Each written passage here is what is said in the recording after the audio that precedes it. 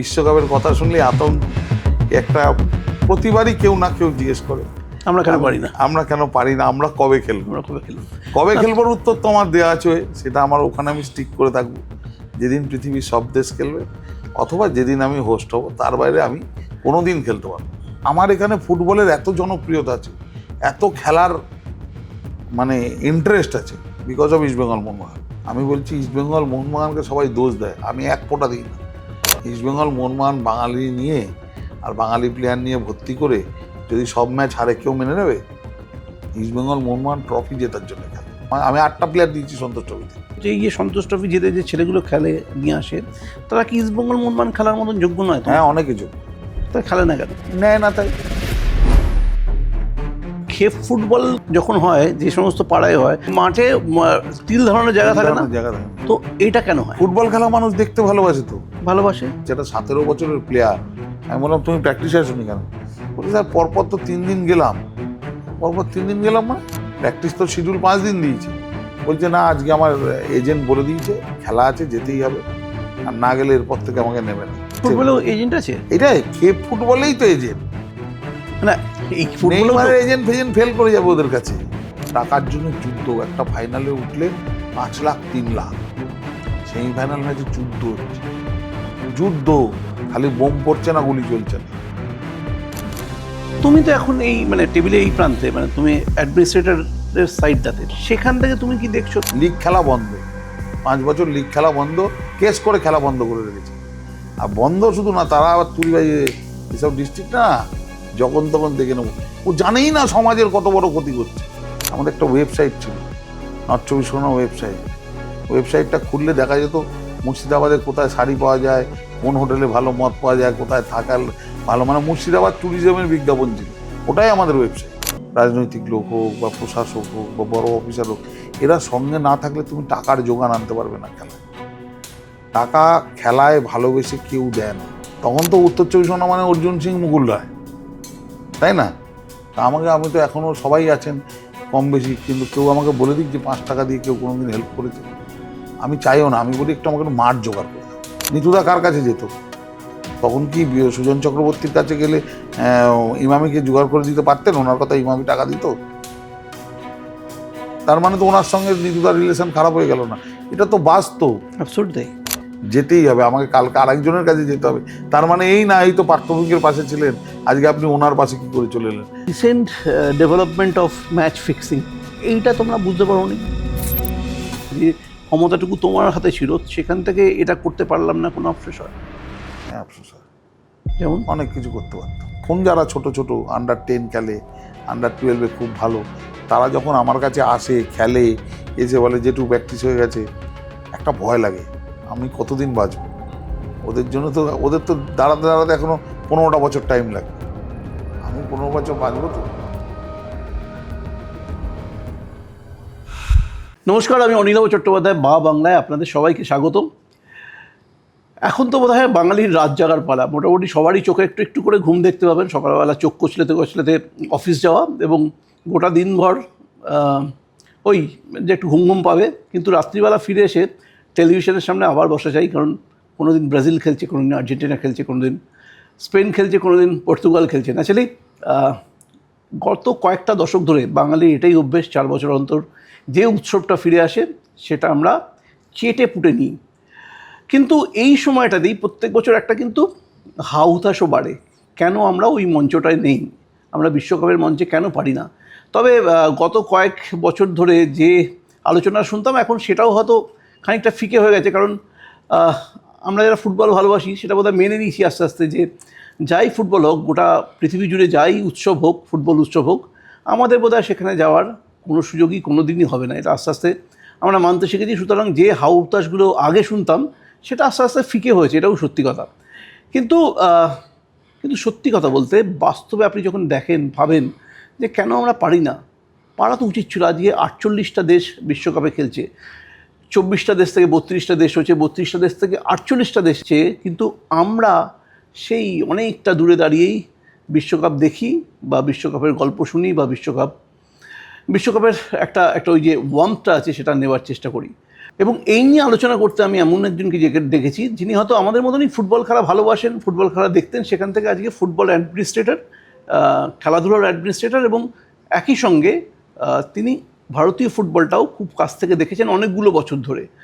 আমার আজকের অতিথি Nabab Bhattacharya. Nabab, thank you so much, আসার জন্য অনেক ধন্যবাদ। Thank you. তো ডাকলেই আসতে হবে। হ্যাঁ, ডাকলেই আসতে হবে। কি ব্যাপার নয়, কিন্তু আমিও তোমার কাজ অনেকদিন ধরে ফলো করছি, যেভাবে তুমি ছোটদের নিয়ে কাজ করেছো, এবং এই যে আমরা যেটা বলি যে সাপ্লাই লাইনটা, সেটা তো সেখানে বেঙ্গল ফুটবলের ক্ষেত্রে তোমার একটা ডেফিনেটলি একটা ভূমিকা আছে। অনেক প্লেয়ার তুমি তুলে এনেছো, তাদেরকে নালিশ করেছো। আমি ঘুরিয়ে বলি, nursery league to I league, হ্যাঁ, একদম কারোর অভিজ্ঞতা নেই, কেউ নেই, not a single person. Absolutely আমার স্টেটে কেউ নেই যে নার্সারি লিগেরও টিমের প্লেয়ারদের চেনে, আবার আই লিগেও টিম করেছে, একদম টপ টিম করেছে বিফোর আইএসএল অ্যাবসলিউটলি করেছি। তো সে সবটাই এক্সপিরিয়েন্স আছে। একদম তাই। আর ফুটবলটা তো ভালোবাসারই জিনিস, ফুটবল তো কোনো রিটার্ন নেই, কোথাও রিটার্ন নেই। ফুটবল ভালোবাসারই জিনিস, ভালোবেসেই করতে এসেছিলাম, ভালোবেসেই করতে এসে অনেক কিছু শিখেছি। আর এবং এই বিশ্বকাপের কথা শুনলে আতঙ্ক, একটা প্রতিবারই কেউ না কেউ জিজ্ঞেস করে আমরা কেন পারি না, আমরা কেন পারি না, আমরা কবে খেলবো, কবে খেলবার উত্তর তো আমার দেওয়া আছে, সেটা আমার ওখানে আমি স্টিক করে থাকবো। যেদিন পৃথিবীর সব দেশ খেলবে, অথবা যেদিন আমি হোস্ট হব, তার বাইরে আমি কোনো দিন খেলতে পারবো না, এটা আমি শিওর। যে যা বলছে, যে যা ভাবছে, যে চিন্তা করছে আমি এদেরকে নিয়ে ইন্ডিয়াকে ওয়ার্ল্ড কাপ নিয়ে যাব, শুভ উদ্যোগ, ভালো উদ্যোগ, কিন্তু যতক্ষণ না দেশ চাইবে, যতক্ষণ না ফেডারেশন চাইবে, ততক্ষণ হবে না। যোগা, সামনে একটা ইন্টারন্যাশনাল যোগা ডে আছে, হই হই রই রই পড়ে গেছে সারা পশ্চিমবাংলার সমস্ত জায়গায়। যোগা করবে, কোথায় যোগা হবে, প্রত্যেকটা ব্লকে, প্রত্যেকটা সাব ডিভিশনে গভর্নমেন্ট অফিসাররা যারা খেলাধুলো করানোর সময় পায় না, তারা যোগা কোথায় করবে, কিভাবে করবে নিয়ে সবাই ব্যস্ত। কারণ সরকার ব্যস্ত, সরকার ব্যস্ত কারণ প্রধানমন্ত্রী এটাকে ভালোবাসেন, যোগা করাতে চান। যেমন মানে দেখতাম যে 16ই আগস্ট খেলা হবে দিবসে সবাই ব্যস্ত হয়ে যেত যে কীভাবে খেলা হবে দিবস পালন হবে। ওটা খেলা হবে দিবসটা মানে খেলা হবে দিবস মানে খেলা হবে, কিন্তু এই খেলাটা ওইভাবে খেলিয়ে কি লাভ হবে? আমি বলছি যোগা, যে ইন্টারন্যাশনাল যোগা ডে, এটা একটা প্রতীকী দিন, প্রতীকী দিন। এবং এই যে যোগাটা এইভাবে হচ্ছে, আমি বলছি ভালো হচ্ছে, ইরেসপেক্টিভ অফ কে করছেন ওটা বড় কথা না, হচ্ছে ভালো হচ্ছে। আমি বলছি কনসাসনেস বাড়ছে। এবং যদি তুমি দেখো, আজ থেকে 5 বছর আগে বা 7 বছর আগে যতজন যোগা করতো, সেই সংখ্যাটা লাফিয়ে লাফিয়ে বাড়ছে। Quantity brings quality. আমি তো কোয়ান্টিটি আনতে পারছি না খেলার মাঠে। কেন আনতে পারছি না?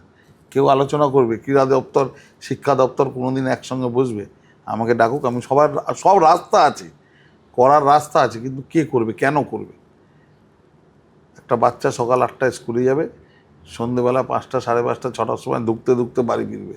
ব্যাগের ওজন 50 কেজি, ব্যাগের ওজন নিয়ে কমানো নিয়ে 30টা মিটিং হবে, কিন্তু ওই ছেলেটাকে স্পোর্টসে আনবো কি করে? একটা বোধহয় সিদ্ধান্ত নেওয়া হয়েছে যে ব্যাগের ওজন কমানোর ব্যাপারে একটা সিদ্ধান্ত। ওই ব্যাগটা চেঞ্জ করে যে কিডস ব্যাগটা কাঁধে তুলবে, তার সময়টা কোথায় তার কাছে? সময়টাই কিছু নেই। তাহলে একমাত্র যারা একটু খেলে, খোঁজ নিয়ে দেখো, এখন যারা খেলে, মধ্যবিত্ত ঘরের ছেলেরা আর খেলে না। কেন খেলে না? মধ্যবিত্ত ঘরের ছেলেরা সব ইংলিশ মিডিয়ামে পড়ে অথবা প্রাইভেট স্কুলে পড়ে, ম্যাক্সিমাম, নট সব তো কোনোদিন হয় না, ম্যাক্সিমাম গ্রামের দিক থেকে ছেলেগুলো আসছে, কারণ ওখানে এখনও সরকারি স্কুল আছে। আমি তুমি দুজনেই আমরা সরকারি স্কুলে পড়েছি, ওখান থেকে পড়েই যা করার করেছি। তখন একটা অন্যরকম পরিবেশ ছিল, আমরা তো ভাবতেই পারতাম না 16 টাকা মাইনে বছরে না মাসে, ওটাই দিতাম, ওটা দিয়েই পড়াশুনো করেছি। তো এখন তো এডুকেশন কস্টলি। এবার ওখান থেকে ব্যাপারটা হচ্ছে যে আমার এখানে ফুটবলের এত জনপ্রিয়তা আছে, এত খেলার মানে ইন্টারেস্ট আছে, বিকজ অফ ইস্টবেঙ্গল মোহনবাগান, আর এখন আর ইস্টবেঙ্গল মোহনবাগান নেই, বিকজ অফ আওয়ার লেগাসি, আমাদের heredity and English Premier league. বাচ্চারা কিন্তু এখন মোহনবাগান ইস্টবেঙ্গলের প্লেয়ার বললে খুব একটা বলতে পারে না। আমরা যেমন ছোটোবেলার নাম বলে দেবো সবাই, এখন কিন্তু বাচ্চারা বলতে পারবে না, কিন্তু তারপরেও খেলাটা বেঁচে আছে because of English Premier league. ওরা ম্যানচেস্টার সিটি পুরো বলে দেবে। লোকাল হিরোটাও তো কমে গেল, এটাও তো একই কথা তো বলছি, বাচ্চা খেলবেই না। তুমি তো সুরজিৎ সেনগুপ্তকে সামনে থেকে দেখেছো, একদম দেখেছি তো। আমি অশোক লাল ব্যানার্জি দেখেছি, সুব্রত ভট্টাচার্য দেখেছি, আমি ডিস্ট্রিক্ট ম্যাচে সুব্রত ভট্টাচার্য ভার্সেস মনোরঞ্জন ভট্টাচার্য দেখেছি। তো দেখে তখন মনে হতো আমিও বাড়ি গিয়ে খেলি। ডিস্ট্রিক্ট ম্যাচে আমার মনে আছে, আমি তো ব্যান্ডেলে থাকতাম, সুব্রত দা আর কলকাতা থেকে একটা টিম গেছিলো মানে আমাদের মাঠের মানে ওই অঞ্চলের কোনো মানে তিল ধরনের জায়গা ছিল না, মানে দেখতে যেতে দেখতে যেত এত লোক। খেলা দেখার লোক সুরজিৎ কিন্তু এখনো সেনগুপ্ত, আমি কমে নি। আগেও কোথাও একটা বলছিলাম যে সুরজিৎ সেনগুপ্তর ভাই খেলবে বলে আমাদের ওই ব্যান্ডেল বিদ্যামন্দির স্কুলের মাঠটা একেবারে ভরে গেছিলো একেবারে। আমার ছোটোবেলায় দেখা এগুলো আর কি। আমি বলছি তো খেলা দেখার লোক এখনো কমেনি। তুমি যদি তোমার ইউটিউব চ্যানেলে যা ভিউজ আছে তার থেকে যারা ওই ক্ষেপের খেলা দেখায় তাদের 500 গুণ বেশি ভিউজ। অ্যাবসলিউটলি তাই। তারপরে খেলা দেখার লোকটা কমেনি, দর্শক কমেনি। প্রবলেমটা কোথায়? প্রবলেম হচ্ছে খেলাটা আমরা যারা অর্গানাইজ করি, আমরা সবাইকে মধ্যবিত্ত ফ্যামিলি যারা খেলে, আমি ধরো এত বছর ফুটবল করেছি, তারপরে আমি ডিস্ট্রিক্ট করতে গেলাম। ডিস্ট্রিক্টে গিয়ে ক্রিকেট করতে গিয়ে দেখছি আমাদের যে ক্লাসটা আগে ফুটবল খেলতো সেই ক্লাসটা এখন কমপ্লিটলি ক্রিকেটে ট্রান্সফার হয়ে গেছে। বিকজ ক্রিকেটে একটা ভিজিবিলিটি আছে।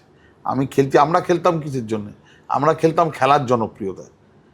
আমার সামনে পাশের বাড়ি আমার রহিম নবী থাকে, আমার পাশের বাড়ি লালকমল ভূমি থাকে, আমার ওখান থেকে দূরে থাকে সংগ্রাম মুখার্জি থাকে। এই যে সংগ্রাম মুখার্জিকে দেখে আরও 5টা ছেলে গোলকিপার হওয়ার চিন্তা করছে, এটা ছিল। তার আগে আমরা ছিলাম, বাবলুদাকে দেখেছি, মনাদাকে দেখেছি, ভাস্কর গাঙ্গুলিকে দেখেছি, রঞ্জিত মুখার্জিকে দেখেছি, এদের খেলা দেখেছি। তার আগে স্বপনদারা ছিলেন, স্বপন সেনগুপ্ত, ওটা তো আমরা অতটা দেখিনি, স্বপন সেনগুপ্ত, সনদ শেঠ দেখিনি। কিন্তু আমরা পরবর্তীকালে পাড়ায় কেউ ভালো খেললে, যারা ডিস্ট্রিক্ট ক্লাবের যারা কোচ ছিলেন, কোচও তো তখন সেইভাবে কিছু ছিল না, সিনিয়র প্লেয়ার ছিল। ডেকে বলতে, এই তোর ছেলেটা ভালো খেলে, মাঠে পাঠিয়ে দিবি, কালকে দেখছিলাম খালি ভাই ভালো খেলে, একটা বুট কিনে দিবি, এই তো বলতো। বাবাকেও বলতো, এবং বাবাও একটা বুট কিনে দিয়ে, যার ক্ষমতা আছে কিনে দিল, যার ক্ষমতা নেই ওনারাই কিনে দিলেন। একদম তাই। মাঠে আসবি, প্র্যাকটিসে আসবি। সহজ সরল একটা জীবনযাত্রা ছিল, সহজ সরল একটা জীবনযাত্রা ছিল। সেইটা তো পুরোটা চেঞ্জ হয়ে গেছে। এখন মানুষ দেখে আমি খেলে কি পাবো, কেন খেলবো। আমি বলছি ইস্টবেঙ্গল মোহনবাগানকে সবাই দোষ দেয়, আমি এক ফোঁটা দিই না। ইস্টবেঙ্গল মোহনবাগান বাঙালি নিয়ে আর বাঙালি প্লেয়ার নিয়ে ভর্তি করে যদি সব ম্যাচ হারে, কেউ মেনে নেবে? ইস্টবেঙ্গল মোহনবাগান ট্রফি জেতার জন্য খেলে। এবার আলাদা কথা ওদের ডেভেলপমেন্ট প্ল্যান কি, ওরা কত বছর ধরে সাজিয়েছে, বা ওদের ভিউজ কি আছে, ভিশন কি আছে, আমি এটা একটু ডিফার করি। ডিটেলস আলোচনায় যাব না। ইস্টবেঙ্গল মোহনবাগান যে সাপোর্টটা পেয়েছিল মানুষের, ইস্টবেঙ্গল মোহনবাগান অনেক কিছু করতে চেষ্টা করলে অনেক কিছু করতে পারে। আমি ওই বলছি তো, ওই ভিশনের ব্যাপারটা আমি যাব না, কিন্তু দিনের শেষে ওদের ট্রফি জিত। ইস্টবেঙ্গল মোহনবাগান এতগুলো বছরে একটা নিজস্ব মাঠ করতে পারেনি, এর চেয়ে তো মানে নিজেদের একটা মাঠ নেই। আর্মির ইয়েতে তারা খেলে, আর্মির ইয়েতে আর্মি যদি চায় তাদের খেলতে পারে, নাহলে চায় পারে না। এতগুলো বছর, 100 বছর ধরে, 100 বছর, 120 বছর, 25 বছরের ক্লাব, 100 বছরের ক্লাব, 110 বছরের ক্লাব, তারা একটা ক্লাবের একটা মাঠ বানাতে পারেনি, একটা আলাদা ইনফ্রাস্ট্রাকচার করতে বেশি দরকার ছিল, সবচেয়ে বেশি দরকার ছিল, সবচেয়ে বেশি। তো সেটা ইস্টবেঙ্গল মোহনবাগান দায়িত্ব নেই, দায়িত্ব। আমি ওদের ভিশনের প্রশ্নে যাচ্ছি না, আমি তো আবার বলছি ওদের কি ভিশন ছিল, ওদের কি ভুল ত্রুটি ছিল, ওই আলোচনাটা আমি যেতে চাইছি না। আমি সামগ্রিকভাবে বাংলার ফুটবলটা কোথায় দাঁড়িয়েছি, আজকের যা বাঙালি প্লেয়ার আছে, শুধু এই নিয়ে যদি ইস্টবেঙ্গল মোহনবাগান খেলতে চায়, কেউ রেজাল্ট পাবে না। আর রেজাল্ট না পারলে দর্শক মানবে না। ওরা কেন নিজেদের প্লেয়ার তৈরি করেনি, কেন একটা আন্ডার-15 ওদের টিম থেকে বেরিয়ে এসে একটা আন্ডার-17কে আবার অন্য ক্লাবে খেলতে হয়, আবার অন্য ক্লাবে বিখ্যাত হলে ওরাই নিয়ে গিয়ে তাকে খেলায়। তার কারণ ওদের এই মানে যে সিস্টেমটা মেনটেন করার জন্যে যে সিস্টেমটা লাগে, সেই সিস্টেমটা নেই। কারোর কাছে অর্থের অভাব আছে, কারোর কাছে ইচ্ছার অভাব আছে। অর্থের অভাব থাকতেই পারে, কিন্তু ইচ্ছার অভাবটা আরও বেশি, তো সেই জন্যে নেই। কিন্তু আসল ব্যাপারটা হচ্ছে যে ছেলেগুলো এখন খেলছে, এখন আমি কলকাতার সব ক্লাবকে, আমার ধারণা আমরা যারা ক্লাব করি তাদেরকে একটা মেস রাখতে হয়। সব দূর দূর থেকে ছেলে আসছে, কাছাকাছির কটা ছেলে। আমাদের ধরো একটা জুনিয়র সিস্টেম আছে, আমাদের আন্ডার-10 থেকে প্রিমিয়ার ডিভিশন অবধি কন্টিনিউ একটা যাওয়ার জায়গা আছে। খেলো, আন্ডার-10 খেলো, আন্ডার-13 খেলো, আন্ডার-15 খেলো, আন্ডার-17 খেলো, আন্ডার-17-এর ডেট অফ বার্থ শ্যামবাজার ইউনাইটেডের সঙ্গে ম্যাচ করছে, ওখানে খেলো। শ্যামবাজার ইউনাইটেডে তুমি যদি ভালো খেলো, তুমি জানো রাজস্থান টিম আমি করি, তো ওখান থেকে রাজস্থান খেলো, ফার্স্ট ডিভিশন খেলো। আরেকটু বেটার খেললে তুমি, আমরা এবছরই আন্ডার-17-এর 3টে প্লেয়ারকে সরাসরি ইউনাইটেড সই করেছি, এদের ভবিষ্যৎ আছে। তো সেখান থেকে তুমি পাঠচক্র খেলো, খেলে ইউনাইটেড খেলো, এটা একটা সিস্টেম। এবং ইউনাইটেড খেলে আমি যেটা বলি সেটা সবাই একমত হবে না, হওয়া সম্ভব না, সবাই প্রফেশনাল ফুটবল খেলবে। আমি যেহেতু অনেক দিন হয়ে গেছে, আমি এক সময় স্বপ্ন দেখতাম এরা প্রফেশনাল ফুটবলাররা হবে, আমি এখন জানি আর কিছু হবে না, খেলে একটা চাকরি পেয়ে যা, তারপরে তুই যা খুশি খেল। তো আমার নিজের দৃষ্টিভঙ্গিটাও পাল্টে গেছে। 15 বছর আগেও স্বপ্ন দেখতাম, এখন আর স্বপ্ন দেখি না। ওই করছি বলে করি। তো আমি বলছি এই সিস্টেমটার মধ্যে যারা খেলবে, এই সিস্টেমটার মধ্যে যারা আসবে, তাতে যারা আসছে, যারা আমাদের কাছাকাছি, কলকাতার কাছাকাছি মফস্বলে থাকে, তাদের মধ্যে খাটনি করার ইচ্ছাটাও কমে গেছে। খাটতে চায় না, খাটতে চায় না। আমি আমার ডিস্ট্রিক্টে গিয়ে ক্রিকেট টিমেও দেখছি, আমি সেদিনকে ওদের বলেছি ইন্ডিয়া খেলা টার্গেট, ইন্ডিয়া খেলা টার্গেট থাকলে তো এই ফিটনেস নিয়ে হবে না। কোয়ালিটি আছে কিন্তু ফিটনেস বাড়াতে হবে। তো চেষ্টা করেছি যে সবসময় যেটা চেষ্টা করছি যে, কিন্তু এই চেষ্টাতে একটা খামতি থেকে যাচ্ছে যে ম্যাক্সিমাম ছেলে আসছে তোমার দূরের জেলা থেকে। আমি সাধারণত বরাবরই যখন টপ লিগ খেলতাম তখনও ম্যাক্সিমাম বাঙালি ছেলে নিয়ে টিম করতাম, এখনও তাই করি। অর্থের অভাব আছে তাই এখনও তাই করি, তখন অর্থ যখন ছিল তখনও তাই করতাম। তখন বাঙালি প্লেয়ার ছিল, এখন বাঙালি প্লেয়ার নেই, নেই। খাটনির অভাব, ইচ্ছার অভাব, দূরের ফোকাসটা দেখতে পায় না। কেন দেখবে? আমাকে গিয়ে কষ্ট করে খেলতে হবে। আমি কষ্টটা না করলে, আমাকে থাকা দিচ্ছে একজন, খাওয়া দিচ্ছে একজন, বলছে দুবেলা প্র্যাকটিস করো, ভালো প্লেয়ার হও, তাই তো। তারপরে আমার কিটস লাগিয়ে দিচ্ছে, তারপর আমার যেটুকুনি হাত খরচা লাগিয়ে দিচ্ছে, তারপরেও তার শখ মিটছে না। সে তখন বাড়ির অভাবের কথা বলছে। 14 বছর বয়সে, 15 বছর বয়সে, 17 বছর বয়সে তুমি বাড়ির অভাব কী মিটিয়েছে? আমি বাড়ির অভাব কী মিটিয়েছি? আমরা মধ্যবিত্ত ঘরের ছেলে ছিলাম, দরকার পড়তো না। কারণ 17 বছর বয়সে ও জানে রাত্রিবেলায় পৌঁছতে পারলেই একটা খেলা হবে, আর ওই খেলায় ওকে একটা কোনো না কোনো এজেন্ট নিয়ে যাবে, নিয়ে গিয়ে তাকে বসিয়ে রাখবে। এজেন্ট নেবে তার জন্য 7,000 টাকা, ওকে দেবে 3,000 টাকা, এজেন্ট না খেলে পাবে 4,000 টাকা। তো এই যে ফুটবলেও এজেন্ট আছে, এটাই খেপ ফুটবলেই তো এজেন্ট। মানে এই ফুটবলেও এজেন্ট ফেল করে যাবে ওদের কাছে। কি বলছো? আমি তো জানতাম এখানকার ফুটবলের একটা বড় এখানে রসাতলে পাঠানোর কারণ হচ্ছে যে, আমি রসাতলে পাঠানো বলবো না, প্রত্যেকের ডিউটি আছে। ধরো তুমি এখন খেলা দেখো না, সময় পাও না, এখন তো সবটাই কর্পোরেট। আর কোথায় আছে আমাদের মধ্যে সে যাবে ওই মাঠেও ভালো খেলছে, যাই গিয়ে একটা ম্যাচ দেখে আসি, ওকে ওখান থেকে তুলে আনি, এই ছেলেটা ভালো আছে। শোনো, একটা স্টোরি পাবে আজকের দিনে, কোনো না কোনো এজেন্ট, কোনো না কোনো কেউ একে ওই ক্লাবে দিয়েছে, ওই ক্লাবে দিয়েছে, ওই ক্লাব থেকে সেই ক্লাব খেলে। না, এই ব্যাপারে একটা বক্তব্য আছে। এই যে তুমি ইসমাইল মোহমানের ক্ষেত্রে এই এজেন্ট সিস্টেমটা এটা কিন্তু একটা বিরাট একটা চক্র।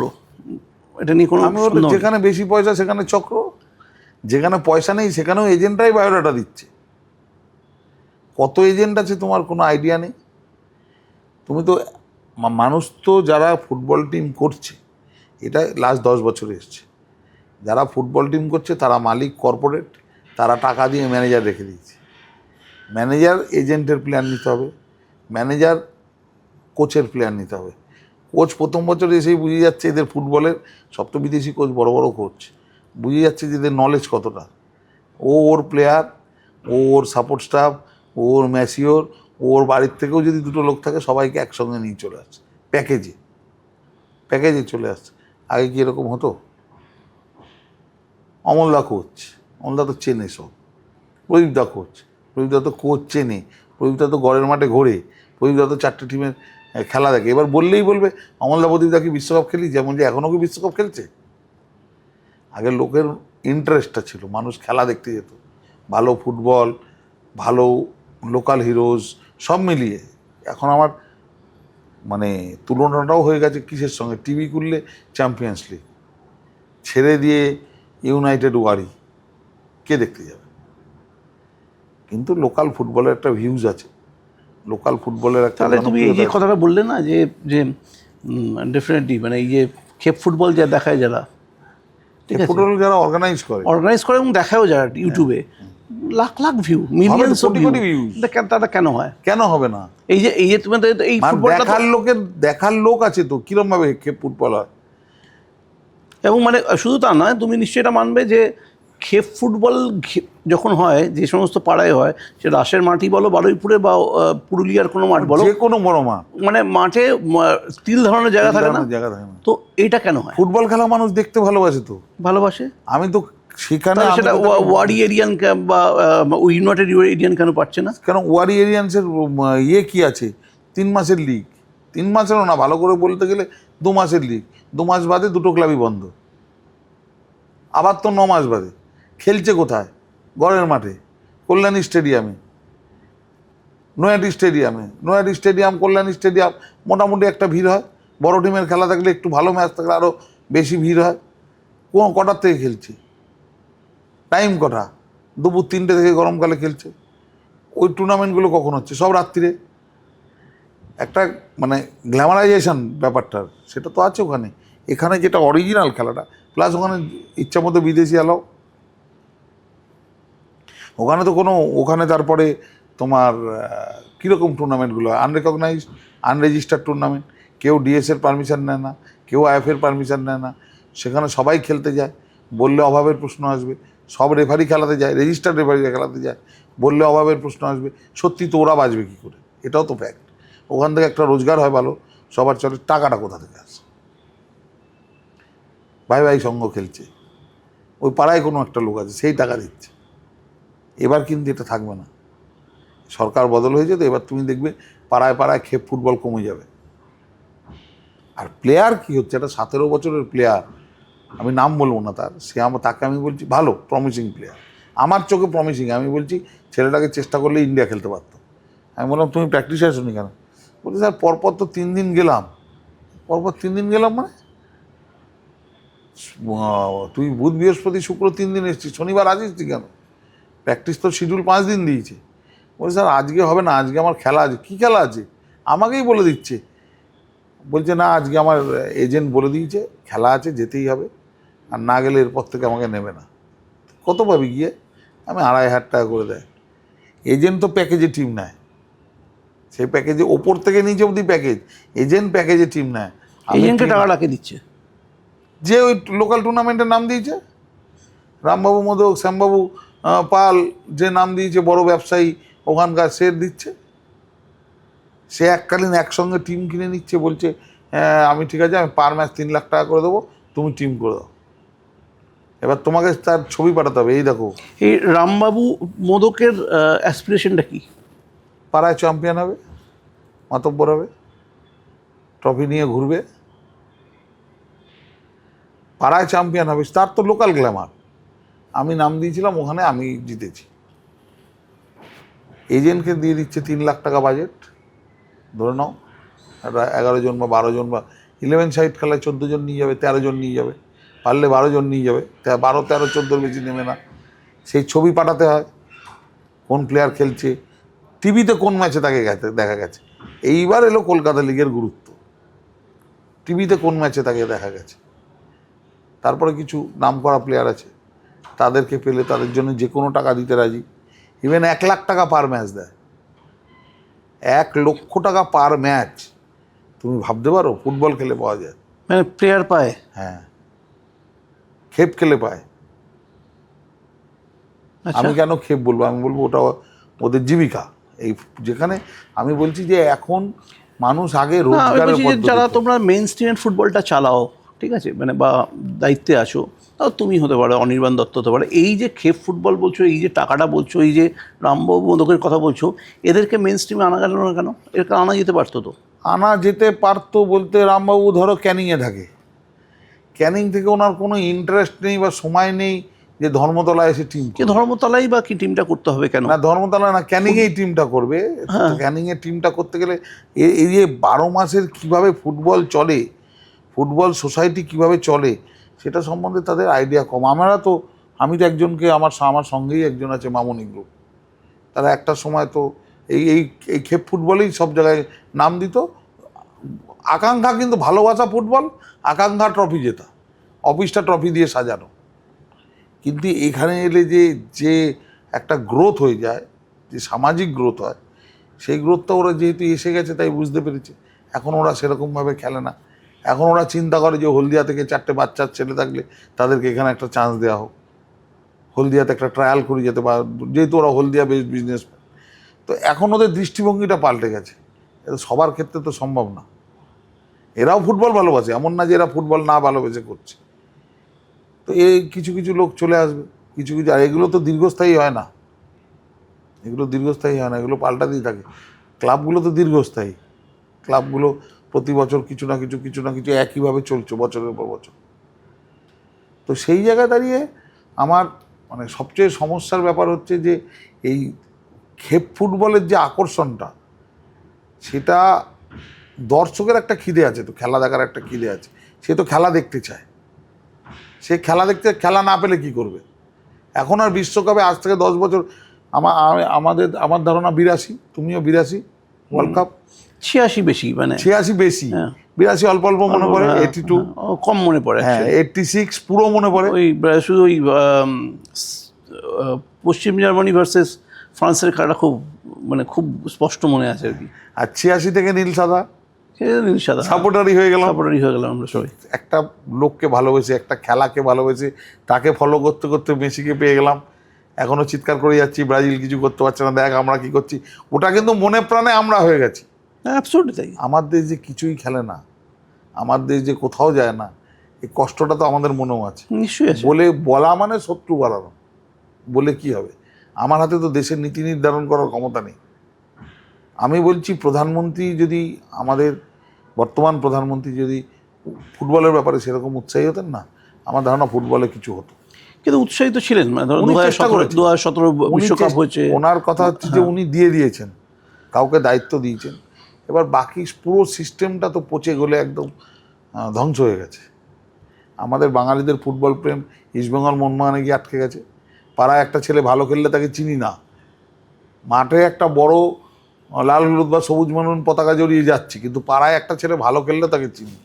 আচ্ছা আমি তো বলবো ইস্টবেঙ্গল দেখলাম যে চ্যাম্পিয়ন হওয়ার পর ইস্টবেঙ্গল ফ্যান্সরা যত টাকা খরচা করেছে সেলিব্রেশন করতে, পাড়ায় কাউকে বুট যদি কিনে দেয় তাহলে আমার একটু বেটার হয়। সে দেখো, এই ইস্টবেঙ্গল মোহনবাগানকে আর সেলিব্রেশন বন্ধ করতে বলো না, ওইটুকুই আছে শেষ চলতে ওটা আছে বলেই এখনো মানে বন্ধ করতে বলছি না, ডেফিনেটলি বন্ধ করতে বলছি না, ডেফিনেটলি ওটাও তো আমাদের ইস্টবেঙ্গল আর্জেন্টিনা ব্রাজিলের মতো না। আমাদের কিন্তু আমি বলতে ভালোবাসা। চাইছি যে ওই যে প্যাশনটা রয়েছে এখনো ইস্টবেঙ্গল মোহনবাগানের প্রতি, সেটা থেকে যদি এরাও যদি কিছু কিছু প্লেয়ারদের সাপোর্ট করে, বাচ্চা বাচ্চা ছেলে মেয়েদের সাপোর্ট করে।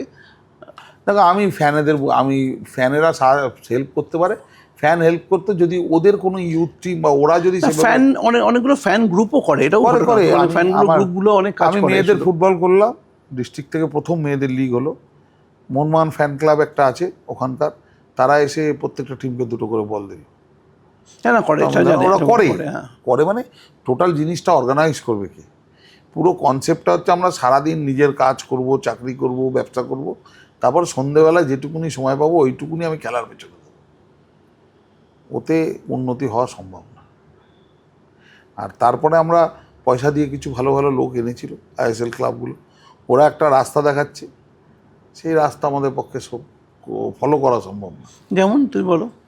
আমি একটা কোচ এনেছিলাম, বেলজিয়ামের কোচ, খুব বড় কোচ না, ও আমার কাছে ছিল 3 বছর ছিল। ও দুবেলা প্র্যাকটিস চাইতো। না সাতরি পরে এলো রেমকো বোয়ের, তারপরে স্টিভ হারবোটস বলে একজন এসেছিল। আচ্ছা। ও বলতো সপ্তাহে মিনিমাম 10টা প্র্যাকটিস সেশন। তোমার মনে আছে কিনা জানি না, প্রদীপ দামোলদা যখন প্র্যাকটিস করাতো 3 ঘন্টা 3.5 ঘন্টা প্র্যাকটিস করাতো। বিদেশি কোচেরা আসার পরে সেটা কমতে কমতে 2 ঘন্টায় এলো, কারণ ওরা একদম মানে হাই টেনাসিটি প্র্যাকটিস করতো, কিন্তু 2 ঘন্টা। ও 2 ঘন্টা প্র্যাকটিস করার পরে ওরা কিন্তু আবার বিকেলে কিছু না কিছু 2 ঘন্টা একটা সেশন রাখে, অন্য কিছু জিম বা পুল। ও চাইলো আমাদের কাছে দুবেলা প্র্যাকটিস। আমি দুবেলা প্র্যাকটিস 1 বছর দিলাম, খুব ভালো রেজাল্ট হলো। যে বছর সুব্রত মুর্মু থেকে আরম্ভ করে আজকে লালও চাইছে দুবেলা প্র্যাকটিস, কিন্তু আমি তো দিতে পারছি না। মাঠের অভাব, অর্থের অভাব, প্র্যাকটিস মানে তো একটা খরচা। প্লাস লালকেও যদি দুবেলা প্র্যাকটিস করাতে, ওকে তো চাকরি ছেড়ে করাতে হবে, চাকরিটা ছেড়ে দিতে হবে। তো লালকমল ভৌমিক, আমি লালকমল ভৌমিকের কথা বলছি। মানে আমি বলছি যে এই যে ওরা যে রাস্তাগুলো দেখালো, সেই রাস্তাগুলো ফলো করার আমাদের ক্যাপাসিটি নেই। আমাকে একজন কোচের সঙ্গে কথা হচ্ছিল, দিল্লির একটা একাডেমির কোচ, নাম বলছি না, সে বলছিল আমি আমার এখানে বলেছি দুবেলা প্র্যাকটিস দেওয়ার কথা, ওরা বলেছে সপ্তাহে 7 দিন, বড় একাডেমি, সপ্তাহে 7 দিন তুমি 3 দিন প্র্যাকটিস করো, মাঠের ভাড়া এখানে অনেক। এখন বড় লোকের ছেলেরা ফুটবল খেলছে, আদার দ্যান ওয়েস্ট বেঙ্গল। বড় লোকের ছেলেরা ফুটবল খেলছে due to English Premier League. আমি ব্যাঙ্গালোর গিয়ে দেখলাম, মানে কতগুলো ইংলিশ প্রিমিয়ার লিগের ক্লাবের সঙ্গে টাই আপে একাডেমি। বেসিক্যালি ওখানে কিন্তু খেলতে আসছে, they don't want to be footballers, যদি ভবিষ্যৎ থাকতো, মানে ওরা যদি দেখতে পেতো, কিন্তু এইভাবেই যদি কোয়ান্টিটিও আসতে থাকে, প্লেয়ার কিন্তু ওর মধ্যে থেকে আসবেই। কোয়ান্টিটি ব্রিংস কোয়ালিটি, এই জায়গাটা কোনো মান নেই। কিন্তু ফুটবল খেলা, বেসিক্যালি ফুটবল খেলা উঠে আসে স্ট্রাগলের মধ্যে থেকে। বেশিরভাগ গরিব ঘরের ছেলে, যার কষ্ট হচ্ছে, যার পেটে ভাত নেই, যার বুট কেনার পয়সা নেই, সেখান থেকেই প্লেয়ারটা বেশি উঠে আসে। যে স্ট্রাগলটা করতে হয় খেলতে গেলে, প্র্যাকটিস করতে গেলে, সেটা তাদের মধ্যে জয় করার একটা ইনবর্ন ক্যাপাসিটি থাকে। তোমার কি মনে হয় যে মানে এটা সবসময় সত্যি বোধহয় নয়? আমার মনে হয় যে কি হয় যে আমার মনে হচ্ছে যেটা যে স্পেশালি আমাদের ক্ষেত্রে, আমাদের এই স্টেটের ক্ষেত্রে যেটা হলো আর কি, যে ধরো এই মিডিল ক্লাসটা যখন ফুটবল থেকে সরে গেল, তখন কিন্তু আমরা অনেক কিছু হারালাম। একটা হচ্ছে যে মধ্যবিত্ত বাঙালি ফুটবলার বলো, এই ধরো একটা সুব্রত ভট্টাচার্য, একটা প্রশান্ত ব্যানার্জি, একটা সুব্রত ভট্টাচার্য, তুমি যদি অ্যাভারেজ হাইটও দেখো, ঠিক আছে, তুমি দেখো যে হাইট মানে বাঙালি ফুটবলারদের ছিল মোটামুটি কিন্তু প্রায় 6 ফুটের কাছাকাছি প্রত্যেক লম্বা ছিল। মানে তুমি যদি 70s প্লেয়ারগুলোকে দেখো বা আর্লি 80s প্লেয়ারগুলো দেখো, লম্বা হাইট দেখো তুমি। পরবর্তীকালে কিন্তু বাঙালি ফুটবলারদের কিন্তু হাইটও আস্তে আস্তে কমে গেল। এটা একটা স্টাডি বলতে পারো, ঠিক আছে, এটা অনেক বছর আগে আমাদের এখানেই হয়েছিল। আর একটা বিষয় হচ্ছে আমার যেটা মনে হয়, কোথাও বোধহয় মেধার জায়গাটাও কমলো। তুমি তো এত ধরো প্লেয়ার বিভিন্ন জায়গা থেকে নিয়ে আসছো, জঙ্গলমহল থেকে প্লেয়ার নিয়ে আসছো, পুরুলিয়া থেকে নিয়ে আসছো, অনেক ভালো ভালো আমি দেখি যে ট্রাইবাল ছেলে মেয়ে খেলে। ওরা আলটিমেটলি এক্সেলটা কেন করে না? তো আমি দেখি না ইন্ডিয়ান ফুটবলে কোনো ট্রাইবাল স্ট্রাইকারকে দেখিনি কিন্তু অর্জুন টুডু বলে একটা ছেলেকে একবার নেওয়া হয়েছিল আর্মি থেকে, হ্যাঁ, ইন্ডিয়া টিমে নেওয়া হয়েছিল, সেও কিন্তু খুব একটা আলটিমেটলি কন্টিনিউ করতে পারেনি। তুমি তো অনেকগুলো ছেলে মেয়েকে তুলেছো, সুব্রত টুডুর কথা বললে, সুব্রত মুর্মু, জিতেন মুর্মুর একটা সময় ইস্টবেঙ্গলে ভালো খেলছিল, তার পরবর্তীকালে খেলেছে অন্যান্য ক্লাবে, উদ্ধার এখনও খেলছে বোধহয়, শঙ্কর ওরাও। হ্যাঁ, তো এই কোথায় কোথায় গিয়ে তফাৎটা হয় তোমার কি মনে হয়? স্যাটিসফ্যাকশন লেভেল, অল্পেই স্যাটিসফাইড, লম্বা টার্গেট নেই। আমাদের যেমন ছোটোবেলায় যারা খেলতো, রঞ্জিত মুখার্জি, আমি রঞ্জিতদার কথা বারবার বলি, রঞ্জিত মুখার্জির তুমি এডুকেশনাল ব্যাকগ্রাউন্ড দেখো, সুব্রত ভট্টাচার্য হোক, মনোরঞ্জন ভট্টাচার্য হোক, বাড়ি ফিরে পড়তে বসে, coming from a middle class family, কারণ ওই ভ্যালুজ, ওই আমি বললাম যে ওই মেধার জায়গাটা, ওই নিউট্রিশনের জায়গাটা ছোটোবেলা থেকে সবটা কিন্তু একটা মেজরলি একটা বিরাট কিছু তো নিউট্রিশন ছিল না, কিন্তু সঠিক সময় খাওয়া হতো, একটা সুস্থ ডিসিপ্লিনের মধ্যে ছেলেরা বড় হতো। হ্যাঁ, সন্ধ্যেবেলায় পড়তে বসা, তুমি যেখানেই খেলতে যাও, সন্ধ্যেবেলা এসে সন্ধ্যের পরে বাইরে থাকতে পারবে না, আমাদের একটা নীতি ছিল, সন্ধ্যের বেলা পড়তে বসে ঘন্টা খানেকের মধ্যেই সবাই ঢুলতে শুরু করে দিত, কারণ সবাই খেলে এসছে। সেটা কমতে কমতে কমতে কমতে এমন হয়ে গেছে, এই মেধার ব্যাপারটা এটা তো মানতেই হবে। বাঙালি মধ্যবিত্তর মধ্যে এখন তো চক্রবর্তী ভট্টাচার্য প্লেয়ারই পাওয়া যায় না। আমি থাকলে জিজ্ঞেস করি, এই তুই ফুটবল খেলছিস কেন, কী ব্যাপার? একটা ছেলে এই সাউথ চব্বিশ পরগনা থেকে রিসেন্টলি পাটচক্রে প্র্যাকটিসে যাচ্ছে, প্রমিসিং ছেলে, তো দেখেই জিজ্ঞেস করি যে আমি কী ব্যাপার, তুই ফুটবল খেলছিস? এবার তুমি সবাইকে যেখানে পাচ্ছ সেখানে যে আলোচনাটা হয় ফুটবল, মানে আমাদের ছোটোবেলায় কী ছিল, সন্ধ্যেবেলায় পরের দিন স্কুলে গিয়েও ওই একই ঝগড়া, তুই কেন বলটা দিলি না, আমি তো ওখানে ছিলাম, এই ব্যাপারটাই চলে গেছে। দেখো একটা জিনিস হয় যে আমরা ছোটোবেলা থেকেই জেনেছি যে পেলে না খেতে পেয়ে ফুটবল খেলেছেন, ঠিক আছে, এটা শুনেছি, তো ওখান থেকেই বোধহয় ফুটবলার তৈরি আসে, যারা গলি থেকেই ফুটবলার উঠে আসে। আমি নিজে পেলে ছোটোবেলার বাড়ি দেখতে গেছিলাম, ঠিক আছে, হ্যাঁ জানি, ঠিক আছে, বাড়ি দেখতে গেছিলাম, এবং সেটা ওই যে বস্তি হিসেবে যেটাকে বলা হয়েছিল, সেটা অ্যাকচুয়ালি বস্তি নয়, ঠিক আছে, পেলের কিন্তু দোতলা বাড়ি ছিল, ওই বস্তি হিসেবে যেটা বলা ছিল সেটা অ্যাকচুয়ালি দোতলা বাড়ি, ঠিক আছে। বাবার ইনজিওর্ড হয়ে যান ফুটবল খেলতে গিয়ে, হয়তো সেরকমভাবে আর্থিক সচ্ছলতা ছিল না, কিন্তু মানে এরমও ছিল না যে খেতে পেতো না, এরকমও ছিল না। সেটা তো ফুটবল, দেখো ফুটবল বেসিক্যালি রূপকথার জন্ম দেয়, এগুলো হয়, কেউ বিখ্যাত হয়ে যাওয়ার পরে তার পেছনের যে ব্যাপারগুলো ছিল সেটাই হিরোইক হয়ে যায়, আমি সারা জীবন তাই দেখেছি। কিন্তু যে বেসিক্যালি আমি বলছি যে যখন আমাদের ছেলেরা খেলতো, যখন আমাদের আগের প্রজন্ম, আমাদের প্রজন্ম খেলতো, এই রকম ছিল না, এই রকম স্কুলের চাপ ছিল না, এরকম ইংলিশ মিডিয়ামে কেউ পড়তো না, কেউ নটার মধ্যে, আমার বন্ধু দেবজিৎ ঘোষ, ও খেলছে, আমি দেখতে আসছি ময়দানে, আমাদের তো ও মানে স্কুল যে ছাড়বে না খেলতে গেলে, আমাদের বন্ধু ছিল সে ভালো খেলতো, তখনকার দিনে যুগের প্রতীকে খেলতো, মুরারি সুর কোচ, মানে সেইটা তার কাছে একটা মানে স্কুলের হিরো। সে তাকে হেড স্যারই বলে দিত তুই কিন্তু 4 পিরিয়ডের পরে প্র্যাকটিসে চলে যাবি। পুরো সেই সিস্টেমগুলো বদলে গেছে, পুরো সিস্টেমটাই বদলে গেছে। সেগুলো এখন ঠিক এরকম নেই। মানে এখন তুমি স্কুলকে চিঠি লিখে দিলে স্কুল জানে না কোন ক্লাব চিঠি লিখেছে, হেড স্যার আসেন বাইরে থেকে, হয় না একটা এরকম করতে করতে।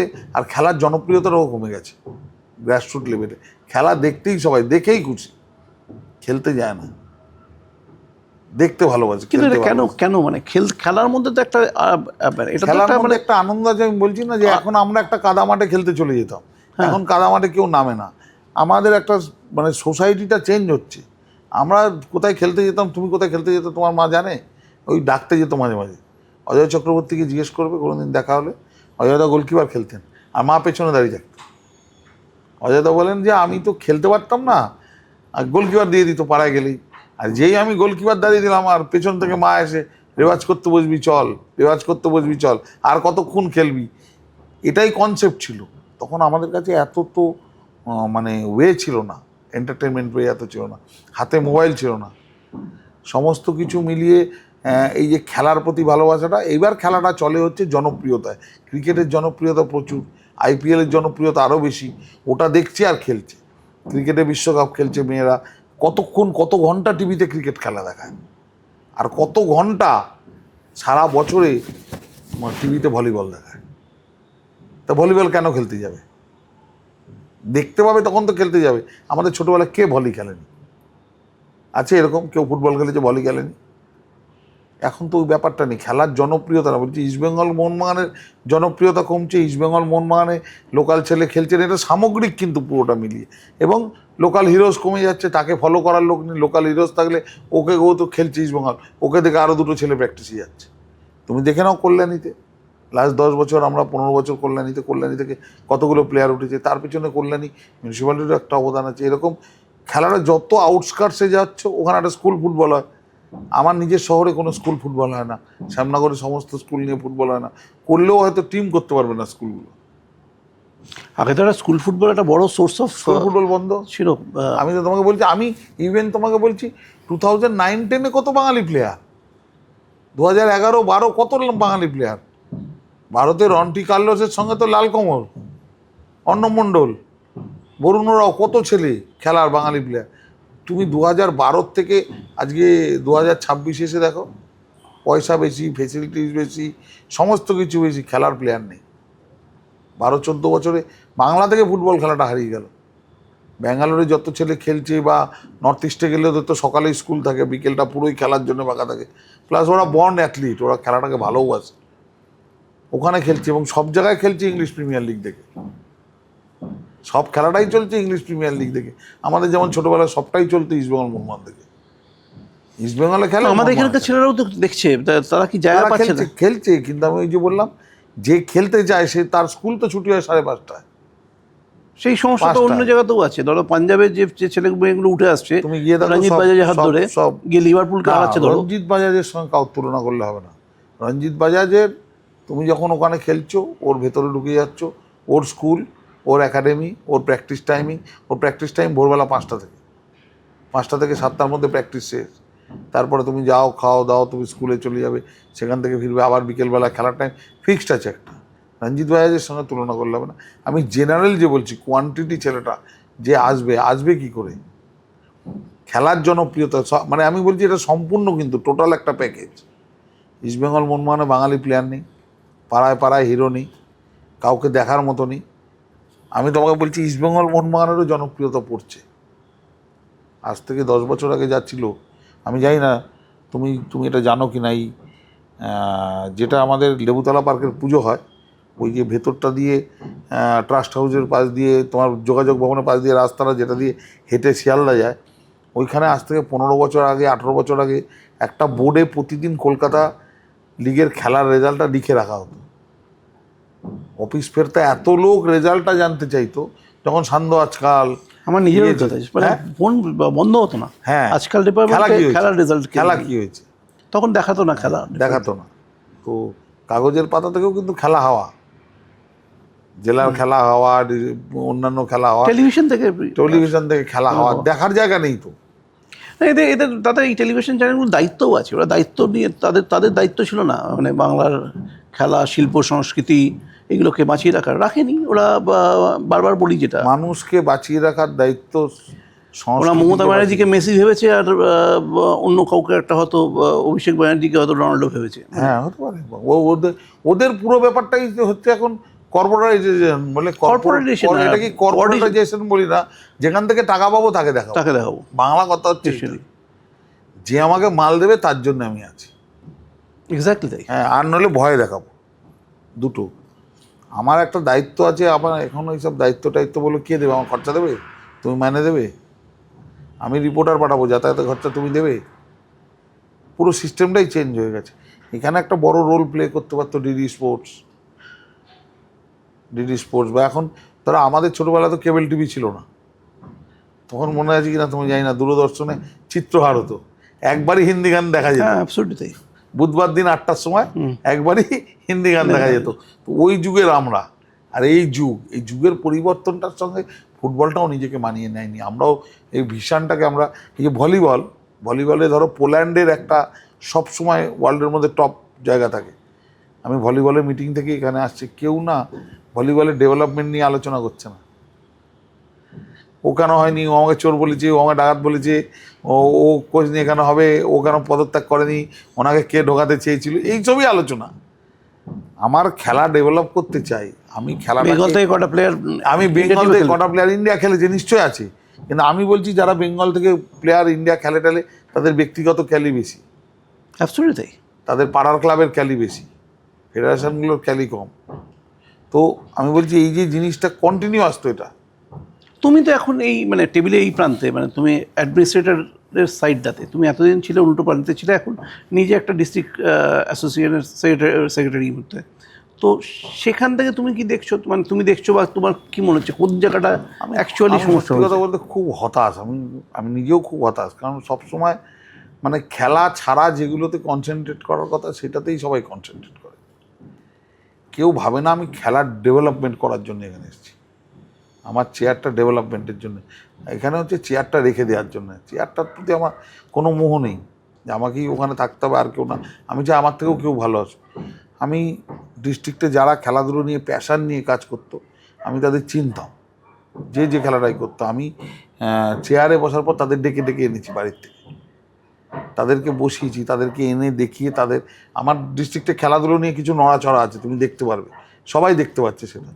সেইগুলো আমি আস্তে আস্তে করেছি, কিন্তু তারপরে কি হবে, আমার অ্যাক্টিভিটি তো সবার সহ্য হবে না। প্রথম কথা হচ্ছে খেলার জন্য আইন না আইনের জন্য খেলা। জেলায় তো আগে এইটা প্রতিষ্ঠা করতে হয় যে আইন কিসের জন্যে, জেলা ক্রীড়া সংস্থা কিসের জন্যে, খেলার জন্যে না খেলার জন্য জেলা ক্রীড়া সংস্থা, না জেলা ক্রীড়া সংস্থা আছে বলে খেলা হচ্ছে, না থাকলে খেলা হবে না। তো একটা আছে, কিন্তু মানে আমি এর পরবর্তী পর্যায়টায় এখানে জেলা থেকে তো স্টেটে যাবে, স্টেটে গিয়ে তো ভাবতে হবে, ক্রিকেট খেললেও ভাবতে হবে ইন্ডিয়া খেলছে না কেন, ফুটবলে গেলে ভাবতে হবে ইন্ডিয়া খেলছে না কেন, কেন বেঙ্গল চ্যাম্পিয়ন হচ্ছে না, তার ওয়ে কী। আমি বলছি আমি আমার ক্লাবটা ডেভেলপ করলেই বেঙ্গল ডেভেলপ হবে।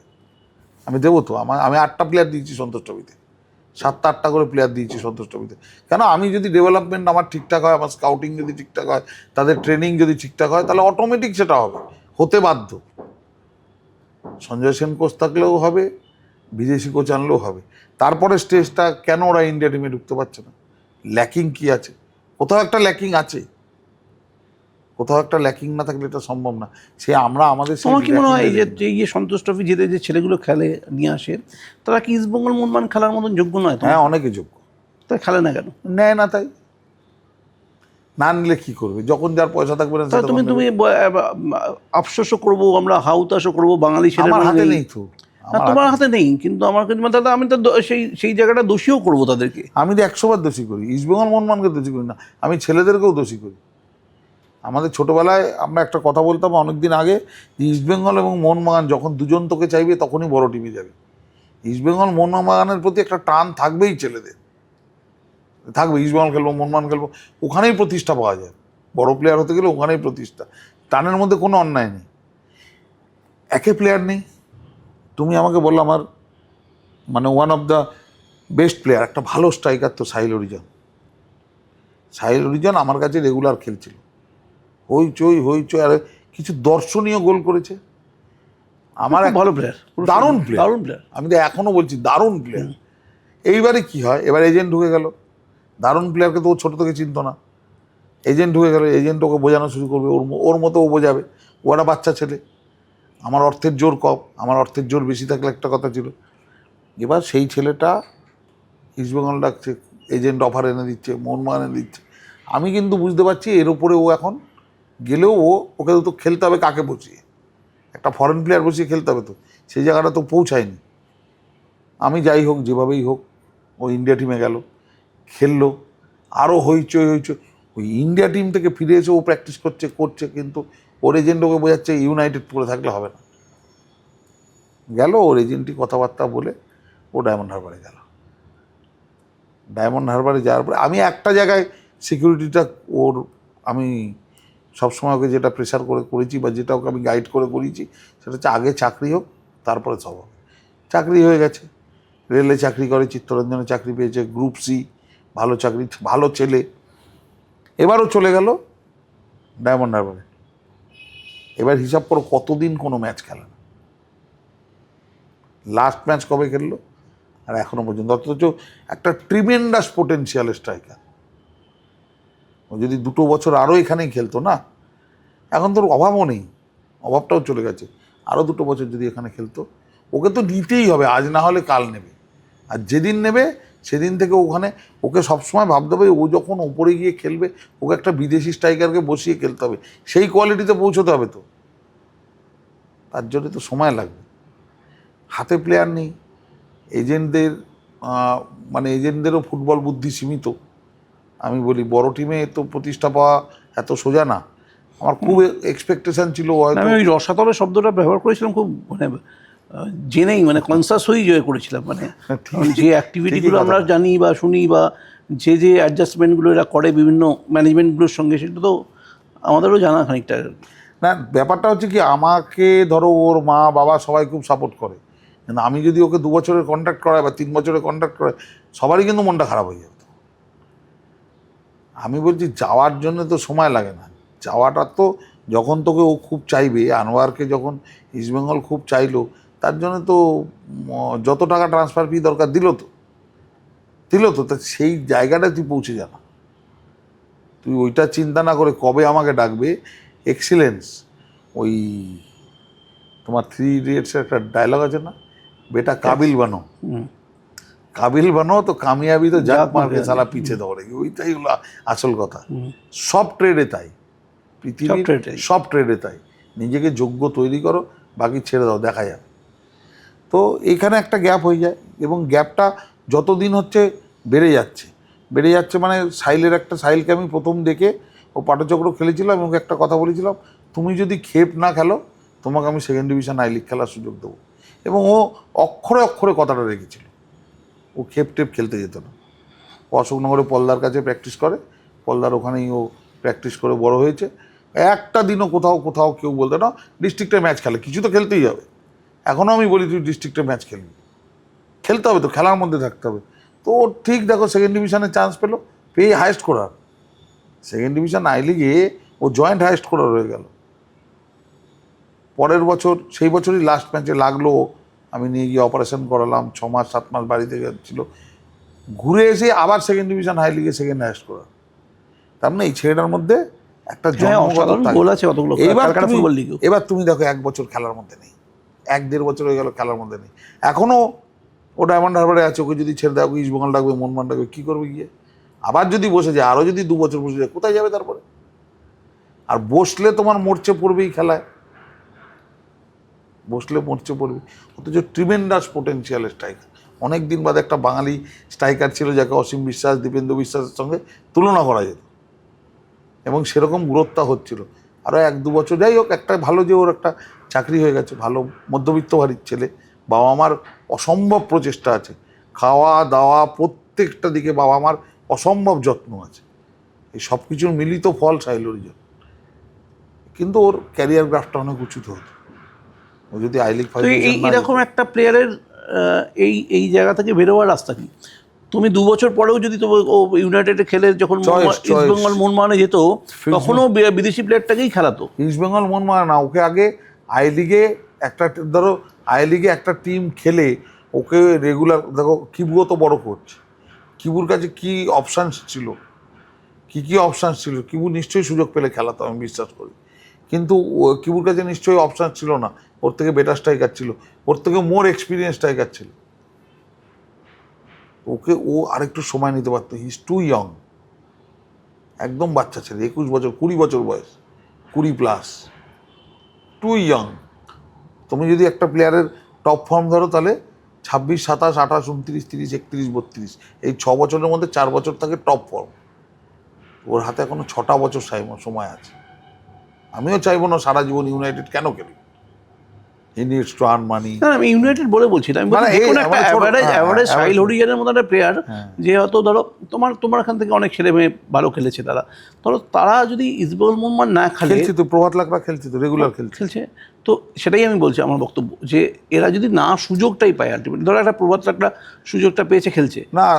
ওই যে বললাম আমি, প্রভাত লাকড়া, মনতোষ চাকলাদের, এদেরকে প্রথমে গোকুলাম কেরালা পাঠিয়ে দিয়েছিলাম। বাংলায় একটা মানে খেললে একটু হিরোইজম ব্যাপারটা চলে আসে, বাইরে থাকলে ওই চাপটা ছিল না, ওরা গোকুলামে খেললো। এখানে এসে গেলেই ইস্টবেঙ্গল মোহনবাগান খেললেই একটা হয়ে যায় না পাড়ার মধ্যে একটা, ও কিন্তু হেভি খেলছে, ও কিন্তু হেভি খেলছে, এই একটা সমস্যা একটু আছে, মানসিকতার একটু সমস্যা। তারপরে খেলায় চান্স না পেলে তার মধ্যে ফ্রাস্ট্রেশন আছে, না খেললে ফ্রাস্ট্রেশন আছে।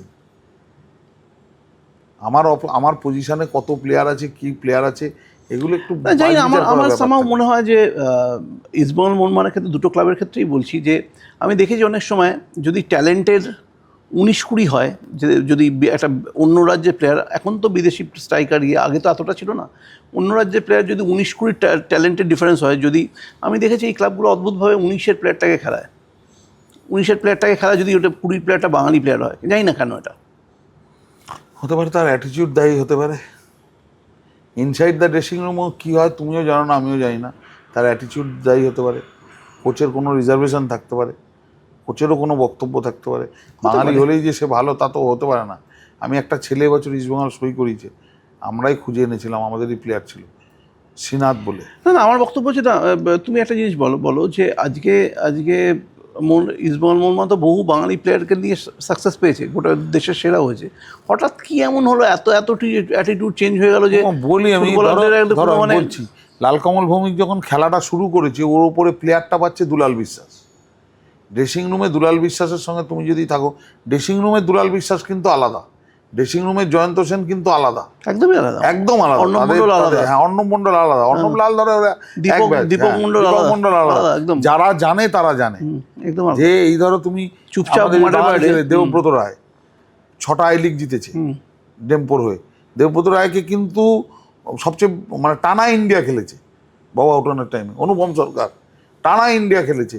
এদেরকে কিন্তু এমনি দেখলে মনে হয় শান্ত শিষ্ট, হ্যাঁ মানে একদম কারোর সঙ্গে ঝগড়া মারপিট কিচ্ছু করে না, কিন্তু খেলার মাঠে ওদের আগুন, ওদের ইচ্ছা। ওই যে বললাম না যে ওদের সঙ্গে গা ঘষাঘষি করলে একটা উন্নতি হতো, এখন এই ব্যাপারটা চলে গেছে, এই ব্যাপারটা একদম ড্রেসিং রুম থেকে আউট হয়ে গেছে। আমার ড্রেসিং রুমে সেরকম প্লেয়ার কোথায়? আমার ড্রেসিং রুমে আইডল বলতেই লালকমল ভৌমিক, কোচই আইডল। তো সেই জিনিসটা চলে গেছে, কোয়ালিটিতেও ডিগ্রেড করেছে।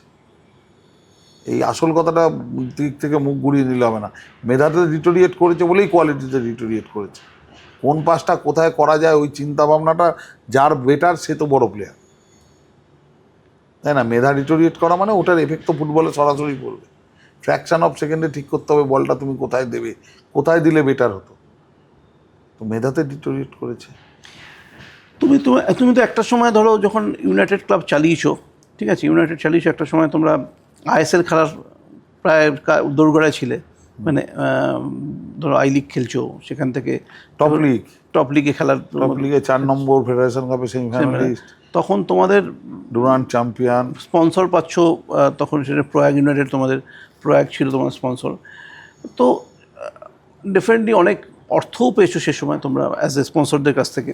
তো সেই সময় টিম ভালো করবার চেষ্টা করেছো, র্যান্টি এসছে, তারপরে ওই হ্যাঁ, কিন্তু ঘরের ছেলেগুলোকে রেখে হ্যাঁ যখনই টিম করেছি র্যান্টির সঙ্গে, র্যান্টি আমার মাথা খারাপ করে দিয়েছিল কালু ওকবাকে নিয়ে খেলবে, কিন্তু আমি অস্ট্রেলিয়ান লিগ ফলো করতাম, আমার টার্গেট ছিল কার্লোস হার্নান্ডেজ। তো এই যোগাযোগটা করিয়ে দিয়েছিল, গোপাল করিয়ে দিয়েছিল, নম্বর সব যোগাযোগ করে দিয়েছিল। গোপাল সে বছর বিশ্বকাপ গেছিল, কোন গোপাল ঘোষ, গোপাল ঘোষ ওই দিয়েছিল পুরো যোগাযোগটা। আচ্ছা, তারপরে আমি যোগাযোগ করে করে করে করে তাদেরকে আনাই, তখন অর্থ ছিল। তারা খেলার আগে একবার দেশটা দেখতে এসেছিল, কি কেমন দেশ, কীরকম জায়গায় খেলা হয়, কেমন মাঠ, এগুলো সব দেখতে এসেছিল। সে বছরের টিমও ভালো ছিল, ওই লেভেলে ওয়ার্ল্ড কাপ মানে। আর অস্ট্রেলিয়ান লিগে মানে প্লেয়ার অফ দ্য লিগ পরপর 3 বছর, প্লেয়ার অফ এ লিগ মানে best player of A league. তবু তোমার কি মনে হয় যে মানে এই যে আমরা ইনফ্রাস্ট্রাকচারের কথা বলছি, এত কথা বলছি, যে ভবিষ্যতের কিছু কাজ করা হলো না সেরকম মনে হয়? কোনো আফসোস আছে তোমার, রিগ্রেট আছে কিছু? আফসোস, আফসোস তো বিশ্বকাপের সময় সবচেয়ে বেশি হয়। সেটা তো একটা ওভারঅল আমি বলছি, মানে তোমার ধরো তুমি যে জায়গাগুলোর দায়িত্ব ছিল বা যে ক্ষমতাটুকু তোমার হাতে ছিল, সেখান থেকে এটা করতে পারলাম না, কোনো আফসোস হয়? হ্যাঁ, আফসোস হয়। যেমন অনেক কিছু করতে পারতাম, অনেক ভালো প্লেয়ার হারিয়ে গেল, চোট আঘাতের জন্য কেউ জীবনে দাঁড়াতে পারলো না, ভালো ছিল। যদিও তাদেরকে পরবর্তীকালে আমি কিছু না কিছু কর্মসংস্থানে সাহায্য করেছি, তারা সুস্থভাবেই সবাই বেঁচে আছে। আফসোস প্রচুর আছে, কেননা কখনোই মনে হয় না যে কাজটা আমি কমপ্লিট করতে পারলাম। আবার এখন যারা ছোট ছোট আন্ডার 10 খেলে, আন্ডার 12-এ খুব ভালো, তারা যখন আমার কাছে আসে, খেলে, এসে বলে যেটু প্র্যাকটিস হয়ে গেছে, একটা ভয় লাগে আমি কতদিন বাঁচবো। ওদের তো দাঁড়াতে দাঁড়াতে এখনও 15টা বছর টাইম লাগবে, আমি 15 বছর বাঁচবো তো। আর কোন দিকে ঠেলছি, ফুটবলটা কোন দিকে যাচ্ছে, ফুটবলটা কোন দিকে যাচ্ছে, সামনে কিন্তু কোনো ছবি নেই যে ছবিটা প্লেয়ারদের ইন্সপায়ার করে। এটা সবচেয়ে দুর্ভাগ্যজনক।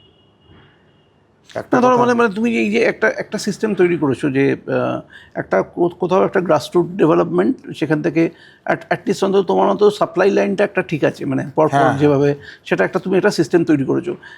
আমরা রঞ্জিত ভাইয়ের কথা বললাম যে ও যে সিস্টেমটা তা চালু করেছে, সেখান থেকে যেভাবে ধরো একটা একাডেমি করেছে, সেখানে হয়তো প্লেয়াররা থাকছে, স্কুলে যাচ্ছে, এইটা না করতে পারার কোনো যন্ত্রণা আছে? এইটা না করতে পারার বিরাট যন্ত্রণা আছে, কারণ ওদের একটা সুবিধা আছে, ওদের যে বিনারো একাডেমিটা আছে, ওখান থেকে সব আইএএস আইপিএসরা বেরোয়, আইএস আইপিএস পড়ানো হয় ওখানে। তো আইএস আইপিএস যারা বেরোয় তারা প্রত্যেকেই প্রচুর আইএস আছে, প্রচুর আইপিএস আছে, যারা রঞ্জিতকে স্যার বলে। এবং সমাজের উপরের সারির লোকেদের, এই যে বলে না যে রাজনৈতিক লোক হোক বা প্রশাসক হোক বা বড় অফিসার হোক, এরা সঙ্গে না থাকলে তুমি টাকার জোগান আনতে পারবে না খেলায়। টাকা খেলায় ভালোবেসে কেউ দেয় না, ক্রিকেটে দেয়। মোহনবাগান ইস্টবেঙ্গলের ম্যাচের যে টিকিটটা 4 বার ফ্রিতে চেয়ে যায়, একটা টিকিট দিও বা 2টো টিকিট দিও, সেই যখন ইন্ডিয়া আর জিম্বাবুয়ের ম্যাচ হয়, এসে টাকা অ্যাডভান্স দিয়ে যায়, আমাকে কিন্তু 2টো টিকিট জোগাড় করে দেয়। এটা হচ্ছে ডিফারেন্স। টাকা ফুটবলে কেউ টাকা দিতে চায় না। আমি লাস্ট 15 বছর বলছি, 15-18 বছর 20 বছর বলছি, আমি কাউকে দেখিনি কোনো প্রভাব ছাড়া, কোনো ছাড়া, কোনো যোগাযোগ ছাড়া সে এসে খেলা উন্নতিতে টাকা দেব কেউ বলেছে বলে আমি দেখি না, আমার অন্তত দেখা নেই।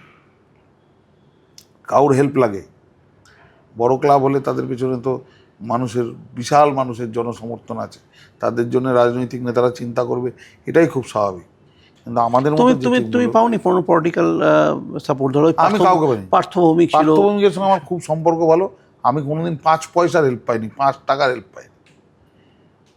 পার্থভৌমিক আমি 2012-তে রন্টি মার্টিন সই করিয়েছি, 2011 ইয়াকুবু সই করিয়েছি, 2012 কার্লোস হার্নান্ডেজ কিনেছি। তখন তো তোমার স্পন্সর ছিল, সাপোর্ট ছিল। তার আগে চিরাগ ছিল, তার আগে মনে করো 2008 না। পার্থভৌমিক কোথায় তখন? না, তার পরবর্তীকালে যখন এই সময়, আমি আগে বলি পার্থভৌমিক কোথায় তখন। আমি পার্থভৌমিকের সঙ্গে থেকে লাভবান না, পার্থভৌমিকও আমার সঙ্গে থেকে লাভবান। পার্থভৌমিক আমাকে স্নেহ করতো, ভালো রিলেশন, ভদ্রলোক, ভালো মানুষ, আমার সঙ্গে ভালো সম্পর্ক ছিল, এখনও আছেই বলবো। আমার সঙ্গে কথা হয়নি নির্বাচনের পর থেকে, কিন্তু আমি তো ভালো, আমার সঙ্গে উনি কিছু খারাপ করেনি, আমি কেন তাকে খারাপ করি? কিন্তু পার্থভৌমিক আমার ক্লাবকে কখনো 1 টাকা দিয়ে হেল্প করে। পার্থভৌমিক আমাকে জেলার দায়িত্ব নিতে অনুরোধ করেছিলেন, জেলার সব লোকেরা ডিএম বলেছিলেন যে ওনাকে দিন, আমি না নিলে আমি বেঁচে থাকতাম, আমি ভালো থাকতাম, আমি তো আমার ছোট্ট ফুটবল নিয়ে ভালোই আছি, ওটা আমি যেটা ভালোবাসি সেটা নিয়েই আছি। এবং আমি তো আজকে এত বছর হয়ে গেছে, স্পন্সর নেই, তারপরেও সবার থেকে বন্ধু বান্ধব সবার থেকে চাঁদা তুলে টাকা জোগাড় করে এখনও তো আমি আই লিগ সেকেন্ড ডিভিশন খেলছি। এবছর তো গোল ডিফারেন্সে উঠতে পারিনি। মোহনবাগান ইস্টবেঙ্গল গোল ডিফারেন্সে চ্যাম্পিয়ন হয়েছে, আমি ওই গোল ডিফারেন্সে ফার্স্ট ডিভিশন উঠতে পারিনি, একই পয়েন্ট করে ব্যাঙ্গালোর উঠে গেছে। তো এটা তো বাস্তব। 2007-08 যখন আমি টিম করছি, যখন তোমারও সাংবাদিক জীবনের যখন 10 মিনিটের খেল, তখন কে জানতো পার্থবাবুকে? চিনতে তুমি? নাম শুনেছিলে? তখন তো উত্তর 24 পরগনা মানে অর্জুন সিং, মুকুল রায়, তাই না? তা আমি তো এখনও সবাই আছেন কম বেশি, কিন্তু কেউ আমাকে বলে দিক যে 5 টাকা দিয়ে কেউ কোনোদিন হেল্প করেছে? আমি চাইও না। আমি বলি একটু আমাকে একটু মাঠ জোগাড় করে দাও, একটু মাঠ দাও। আসল তো মাঠ।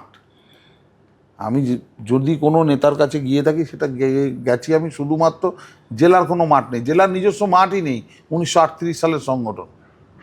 তো দুটো নেতার কাছে আমাকে যেতে হয়েছে, বলতে হয়েছে বারবার করে। আর ক্ষমতায় থাকলে তার কাছে না গেলে আমি যাবো কার কাছে? এখন যদি আমি কাউকে গিয়ে বলি, সিপিএম করে, দাদা আমাকে একটা মাঠ জোগাড় করে দিন, সে পারবে? তো এখন যে ক্ষমতাসীন আছে তাকেই তো বলতে হবে, যেতেই হবে। ও হয়তো মানে আমাদেরকে টার্গেট করা হয়, যারা খেলার মাঠের লোক, তাদের কোথায় যাবে, কার কাছে যাবে? নিতুদা কার কাছে যেত তখন? কি সুজন চক্রবর্তীর কাছে গেলে ইমামিকে জোগাড় করে দিতে পারতেন? ওনার কথা ইমামি টাকা দিত? তার মানে তো ওনার সঙ্গে নিতুদার রিলেশন খারাপ হয়ে গেল না? এটা তো বাস্তব। টুটুবাবু সঞ্জীব গোয়েঙ্কাকে পেয়েছেন, টুটুবাবু দূরদর্শী লোক, বুঝেছেন যে যেখানে চলে যাচ্ছে সঞ্জীব গোয়েঙ্কাকে মোহনবাগান পেয়ে গেছে। মোহনবাগান কিন্তু ইস্টবেঙ্গলকে তো স্ট্রাগল করতেই হচ্ছে, আবার স্ট্রাগল করতে হবে। এই তো ইমামি চলে গেছে, আবার কেউ না কেউ ওকে সাহায্য করবেই, কারণ ওটা ইস্টবেঙ্গল ক্লাব।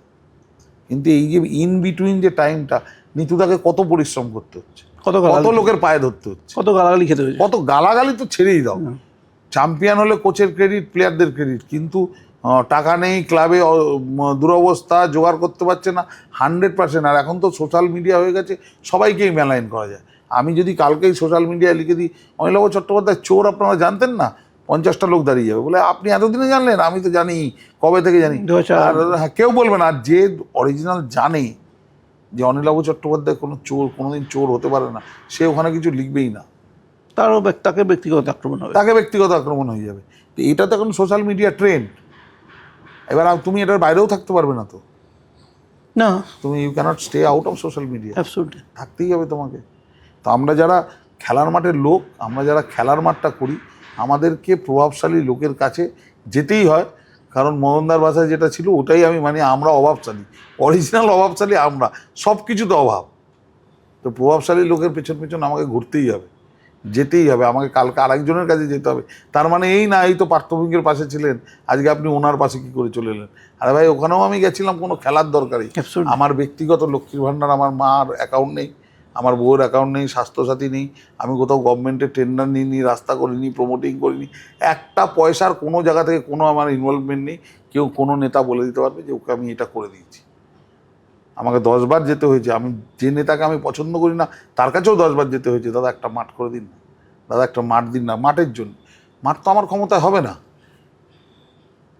একরকে একর জায়গা পড়ে আছে, সেই জায়গা কোনো কাজে লাগছে না, সেই জায়গার পরিবেশ বদলে যাবে একটা খেলার মাঠ হলে। এই কথাটা যারা বুঝবে, সে আমাকে কোনোদিন অনাদর করবে না, ঠিক কথা, বুঝতে হবে। এবার আমি পাবলিক লাইফ লিড করি, আমাকে তো সবার সঙ্গে, আলটিমেটলি আমার ক্ষেত্র তো ওইটুকুনি, ফুটবল আর খেলাধুলো, এর বাইরে তো আমার কোনো ক্ষেত্র নেই। ঠিক কথা। এইভাবেই চলে। একটা জিনিস বলো, যে মানে এই যখন দায়িত্ব নিলে ধরো ডিএসের, মানে কি দেখলে? মানে একটা তো নর্থ চব্বিশ পরগনা, তুমি নর্থ চব্বিশ পরগনা ডিস্ট্রিক্টের সেক্রেটারি, নর্থ চব্বিশ পরগনার একটা বলা হতো যে ফুটবলের একটা মানে কী বলবো, আঁতুর ঘর, মানে বহু প্লেয়ারকে, মানে নর্থ চব্বিশ পরগনা থেকে ফুটবলের টিম হয়ে যেত, ইন্ডিয়া ফুটবল টিম হয়ে যেত, এরকম একটা টিম ছিল। 2010-11 সালেও মোটামুটি 5টা গোলকিপার ছিল ইন্ডিয়া খেলার মতো।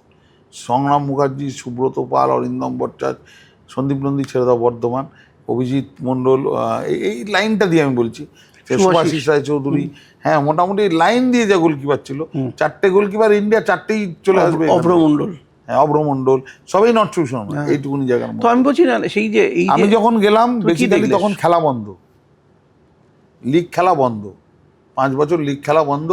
এ ওর নামে কেস করছে, ও ওর নামে কেস করছে, কেস করে খেলা বন্ধ করে রেখেছে।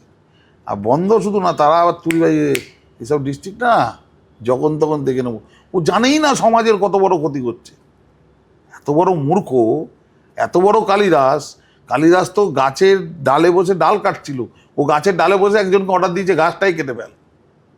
এত বড় কালিদাস, তাতেই তাদের বিরাট আনন্দ। আমরা কি করেছি, আমাদের সময় এই ছিল, ওই ছিল, সেই ছিল। তো যাই হোক, সেই খেলা চালু করাটা প্রথম লক্ষ্য ছিল, খেলা চালু কোন করা। জায়গায় তোমাদের কটা sub division league? Sub division আমাদের হচ্ছে বারাসাত সাব ডিভিশন, একটা ব্যারাকপুর, একটা বারাসাত, একটা বসিরহাট, একটা বনগাঁ, একটা বনগাঁ পশ্চিমাঞ্চল, তারপরে অশোকনগর আছে বারাসাতের আন্ডারে, আর একটা আছে মধ্যমগ্রাম বারাসাত। আর স্বাধীনতার পরে এত বছর হয়ে গেল, এখনো পর্যন্ত new town Bidhannagar sub division তৈরি হয়নি। আমি খুব চেষ্টা করেছিলাম লাস্ট টাইম। 7টা লিগ চলতো, 7টা লিগ। 7 তারিখ।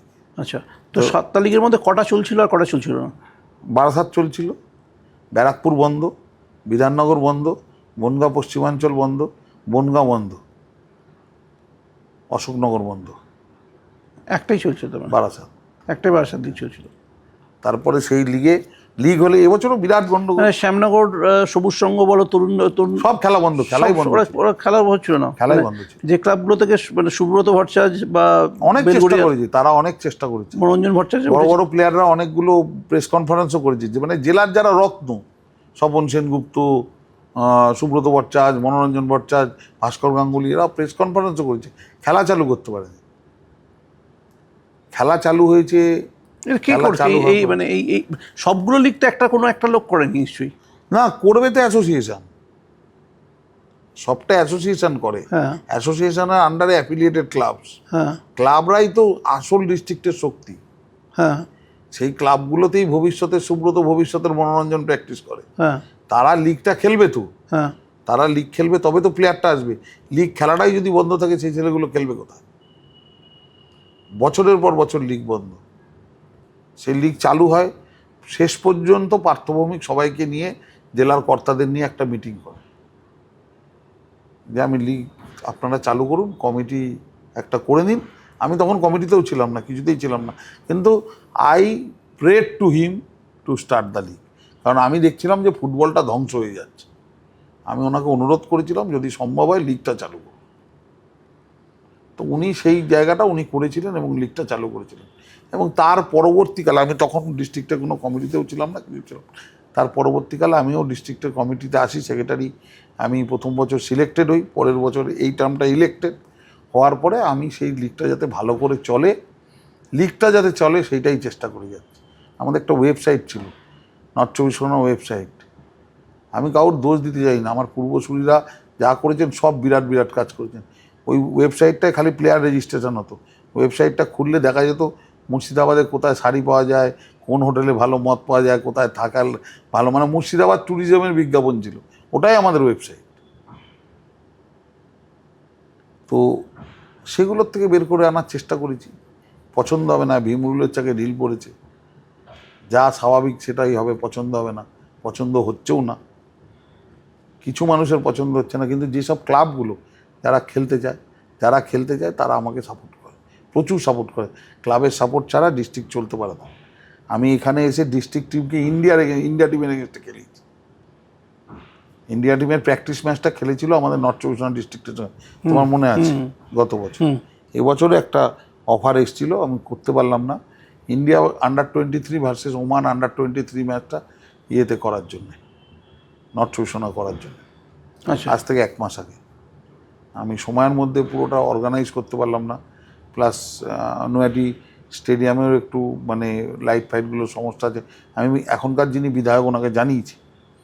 তা এইসব ম্যাচগুলো এখানে হলে তো ফুটবলের উন্মাদনা হবে। আর এটা তো ফুটবলের জোন, ফুটবলের হাব, অ্যাবসলিউটলি এটা ফুটবলের হাব। অ্যাকচুয়ালি আজকে বনগাঁ থেকে কোনো ফুটবলার আসে না, কোনো ক্রিকেটার আসে না, কোনো ভলিবল প্লেয়ার আসে না। বনগাঁর ভলিবল বিখ্যাত, বনগাঁ বসিরহাটের ভলিবল বিখ্যাত।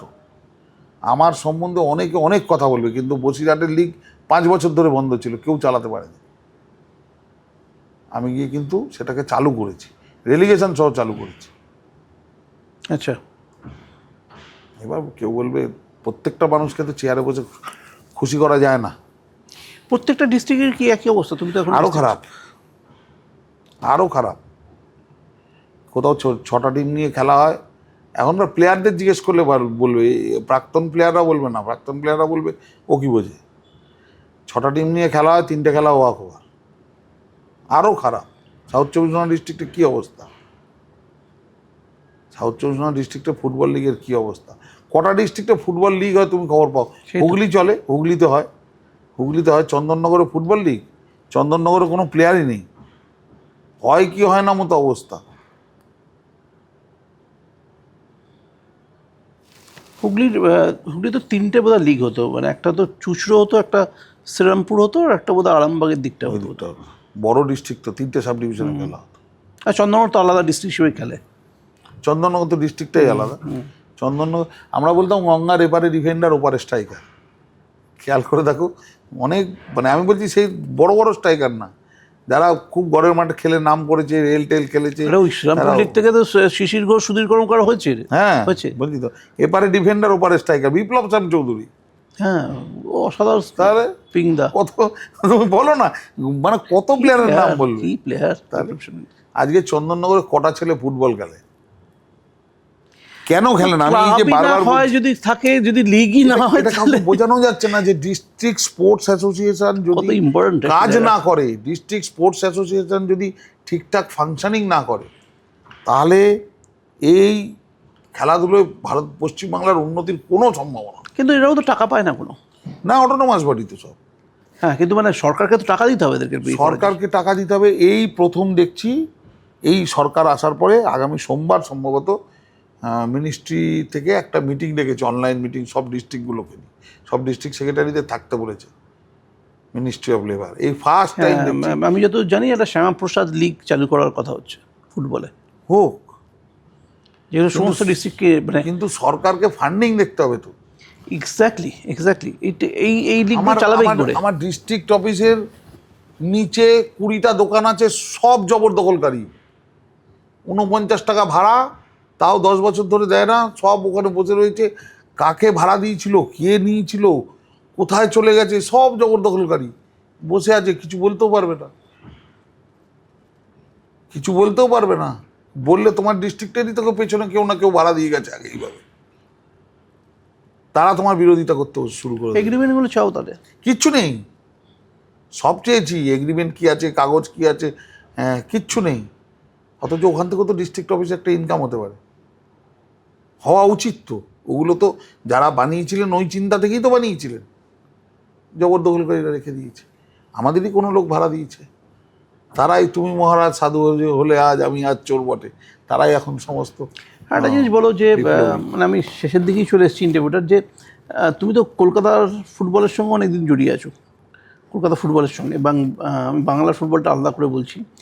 এই যে recent development of match fixing, এবং যেভাবে পুরো ব্যাপারটা আজকে ধরাও পড়েছে কিছু ছেলে, তো এইটা তোমরা বুঝতে পারো নি বা বুঝো না? I have witnessed in the year 2013, 2013 যখন আমার স্পন্সর চলে গেল, আই লিগ খেললাম,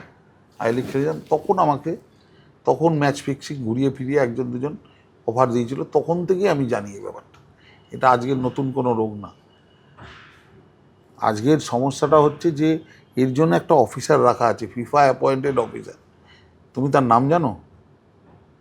তার কোনো কর্মকাণ্ড দেখেছো আজ অবধি? দাগিয়ে দেওয়া তো সোজা, আইএফএ কী করবে? মিয়া বিবি রাজি তো কিয়া করেগা কাজী। আমার সঙ্গে একটা টিমের খেলা হচ্ছে, আমার সঙ্গে এক্স টিমের খেলা হচ্ছে। এক্স টিম তার দুটো স্টপারকে বলে দিয়েছে 5টা গোল খেয়ে নেবে, প্রথম গোল 15 মিনিটের মধ্যে খেয়ে নেবে। প্রথম গোল 15 মিনিটের মধ্যে খেলে 2 লক্ষ টাকা। ও 15 মিনিটের মধ্যে গোল খেয়ে নিচ্ছে, আমি বুঝবো কী করে? খেলার সময় কি ওইভাবে গোল করে আনন্দ করবো না, কে কীভাবে গোল খেয়েছে দেখবো? আইএফএ জানবে কী করে? আইএফএর কাছে কী উপায় আছে? আইএফএর কাছে কী উপায় আছে? আইএফএর কাছে কোনো কমপ্লেন এলে যে করেছে, আইএফএ পুলিশকে জানাবে। আইএফএ তো জানিয়েছে, লালবাজারে একবার না বারবার জানিয়েছে। তার একটা তদন্তও তো শুরু হয়েছিল, তার এগেনস্টে অ্যারেস্টও তো হয়েছে। তারপর কি হলো সেই তদন্ত? আইএফএ কী করতে পারে? আইএফএ একটা রেগুলেটরি বডি, কিন্তু ফিফা একটা অফিসার দেয়, তার মাইনে ফিফা দেয়। সেটা ইন্ডিয়ান ফুটবলের ক্ষেত্রে দেয়, মানে তার কাজ তো, তার কাজ তো এটা। তার কাজ তো ওভারঅল মনিটরিং করা, এবং তিনি একজন সিবিআই অফিসার। তার কাজ তো ভারতবর্ষের কোন কোন স্টেটে আজকে যেটা করতে পারে আইএফএ, যেটা মিজোরাম করেছে। মিজোরামের দেখো, মিজোরাম ছোট স্টেট, সেটা সম্ভব। মিজোরাম করেছে, যারা যারা ম্যাচ ফিক্সিংয়ে ধরা পড়েছিল সবার ব্লক করে দিয়েছে, সবাইকে তদন্ত করেছে মিজোরাম ফেডারেশন এবং পুলিশ সঙ্গে সঙ্গে তদন্ত করেছে, সঙ্গে সঙ্গে যাদের অভিযোগ প্রমাণ হয়েছে বা যাদের নামে ছিল তাদের আর ইন্টারস্টেট ট্রান্সফারটা বন্ধ করে দিয়েছে, কোথাও ফুটবল খেলতে পারবে। এখানে তো আমাদের তো ছোট স্টেট না, অনেক বড় স্টেট, অনেক কাজকর্ম, অনেক বড় ব্যাপ্তি। সেখানে আমরা আইএফএ দিয়েছে, একটার পর একটা চিঠি দিয়েছে। এবং আমি 2013 থেকেই জানি যে ম্যাচ ফিক্সিং হয়েছে। আমার সৌভাগ্য, আমাকে কেউ কখনো পরবর্তীকালে এত বছরের মধ্যে, আমার অভাব আছে সবাই জানে, আমাকে কেউ কখনো এইসব অফার দেয়। আমি আবার ইয়ার্কি মেরে সবাইকে বলি, আরে এত ফিক্সিং শুনি, কেউ তো আসে না। বলছে না না, তোমার কাছে কেউ আসবে না, আসে না। এবার আমার অগোচরে যদি আমার কোনো প্লেয়ার করে দেয়, আমি আটকাবো কী করে? আমার কাছে কী ক্ষমতা আছে? হওয়ার পরে কী করতে পারি? তাকে বাদ দিয়ে দিতে পারি। কিন্তু হয়ে গেল তো। আমি কোচেদের সবসময় সতর্ক করি, প্লেয়ারদের সবসময় সতর্ক করি, ওদেরকে খারাপ দিকটা বোঝাই, এটা খারাপ দিক আছে তো, কিন্তু অভাব একটা ইস্যু, টাকা একটা ইস্যু, এবং যে পরিমাণ টাকা এখানে শুনি লেনদেন হয় তাদের করে সম্ভব বলতো। মানে দেখো, বেসিক্যালি ওই খেলাগুলো যেগুলো দেখায়, যে খেলা দেখাবে ম্যাচ ফিক্সিং হবে না। ধরে নাও তোমার কাছে এক্স টিম সম্বন্ধে অভিযোগ আছে, এক্স টিমের সব খেলা তুমি লাইভ টেলিকাস্ট বন্ধ করে দাও। বেসিক্যালি টিভিতে দেখাক, অ্যাপে দেখাক, যেখানেই দেখাক, খেলা যদি দেখায় তার উপরে ইউরোপে বাজি ধরাটা তো নর্মাল প্র্যাকটিস, এটা তো সবসময় চলতেই থাকে।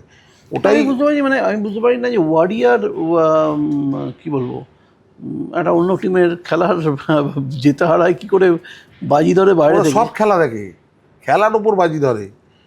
তারপরে এখন পশ্চিমবাংলার মধ্যেও, ভারতবর্ষের মধ্যে বাজি ধরা মানুষের একটা ন্যাচারাল প্রবৃত্তি।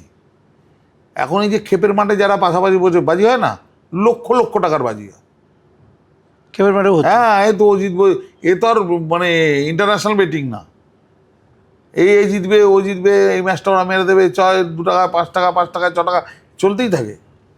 খেলায় বাজি ধরা মানুষের একটা ন্যাচারাল প্রবৃত্তি, কিন্তু আমাদের দেশে আইন না তো, এটা বেআইনি তো। তো যে খেলাটা টিভিতে দেখায় তার উপরেই বিভিন্ন জায়গায় ওই টিভি দেখে দেখেই বাজি ধরে। আজকে ওয়ারি ভার্সেস এই টিমটার খেলাও, বা আজকে পাঠচক্র ভার্সেস ইউনাইটেড খেলা, বা ইউনাইটেড ভার্সেস ইউনাইটেডকে আজকে এরা হারিয়ে দেবে না, হারাতে পারবে না।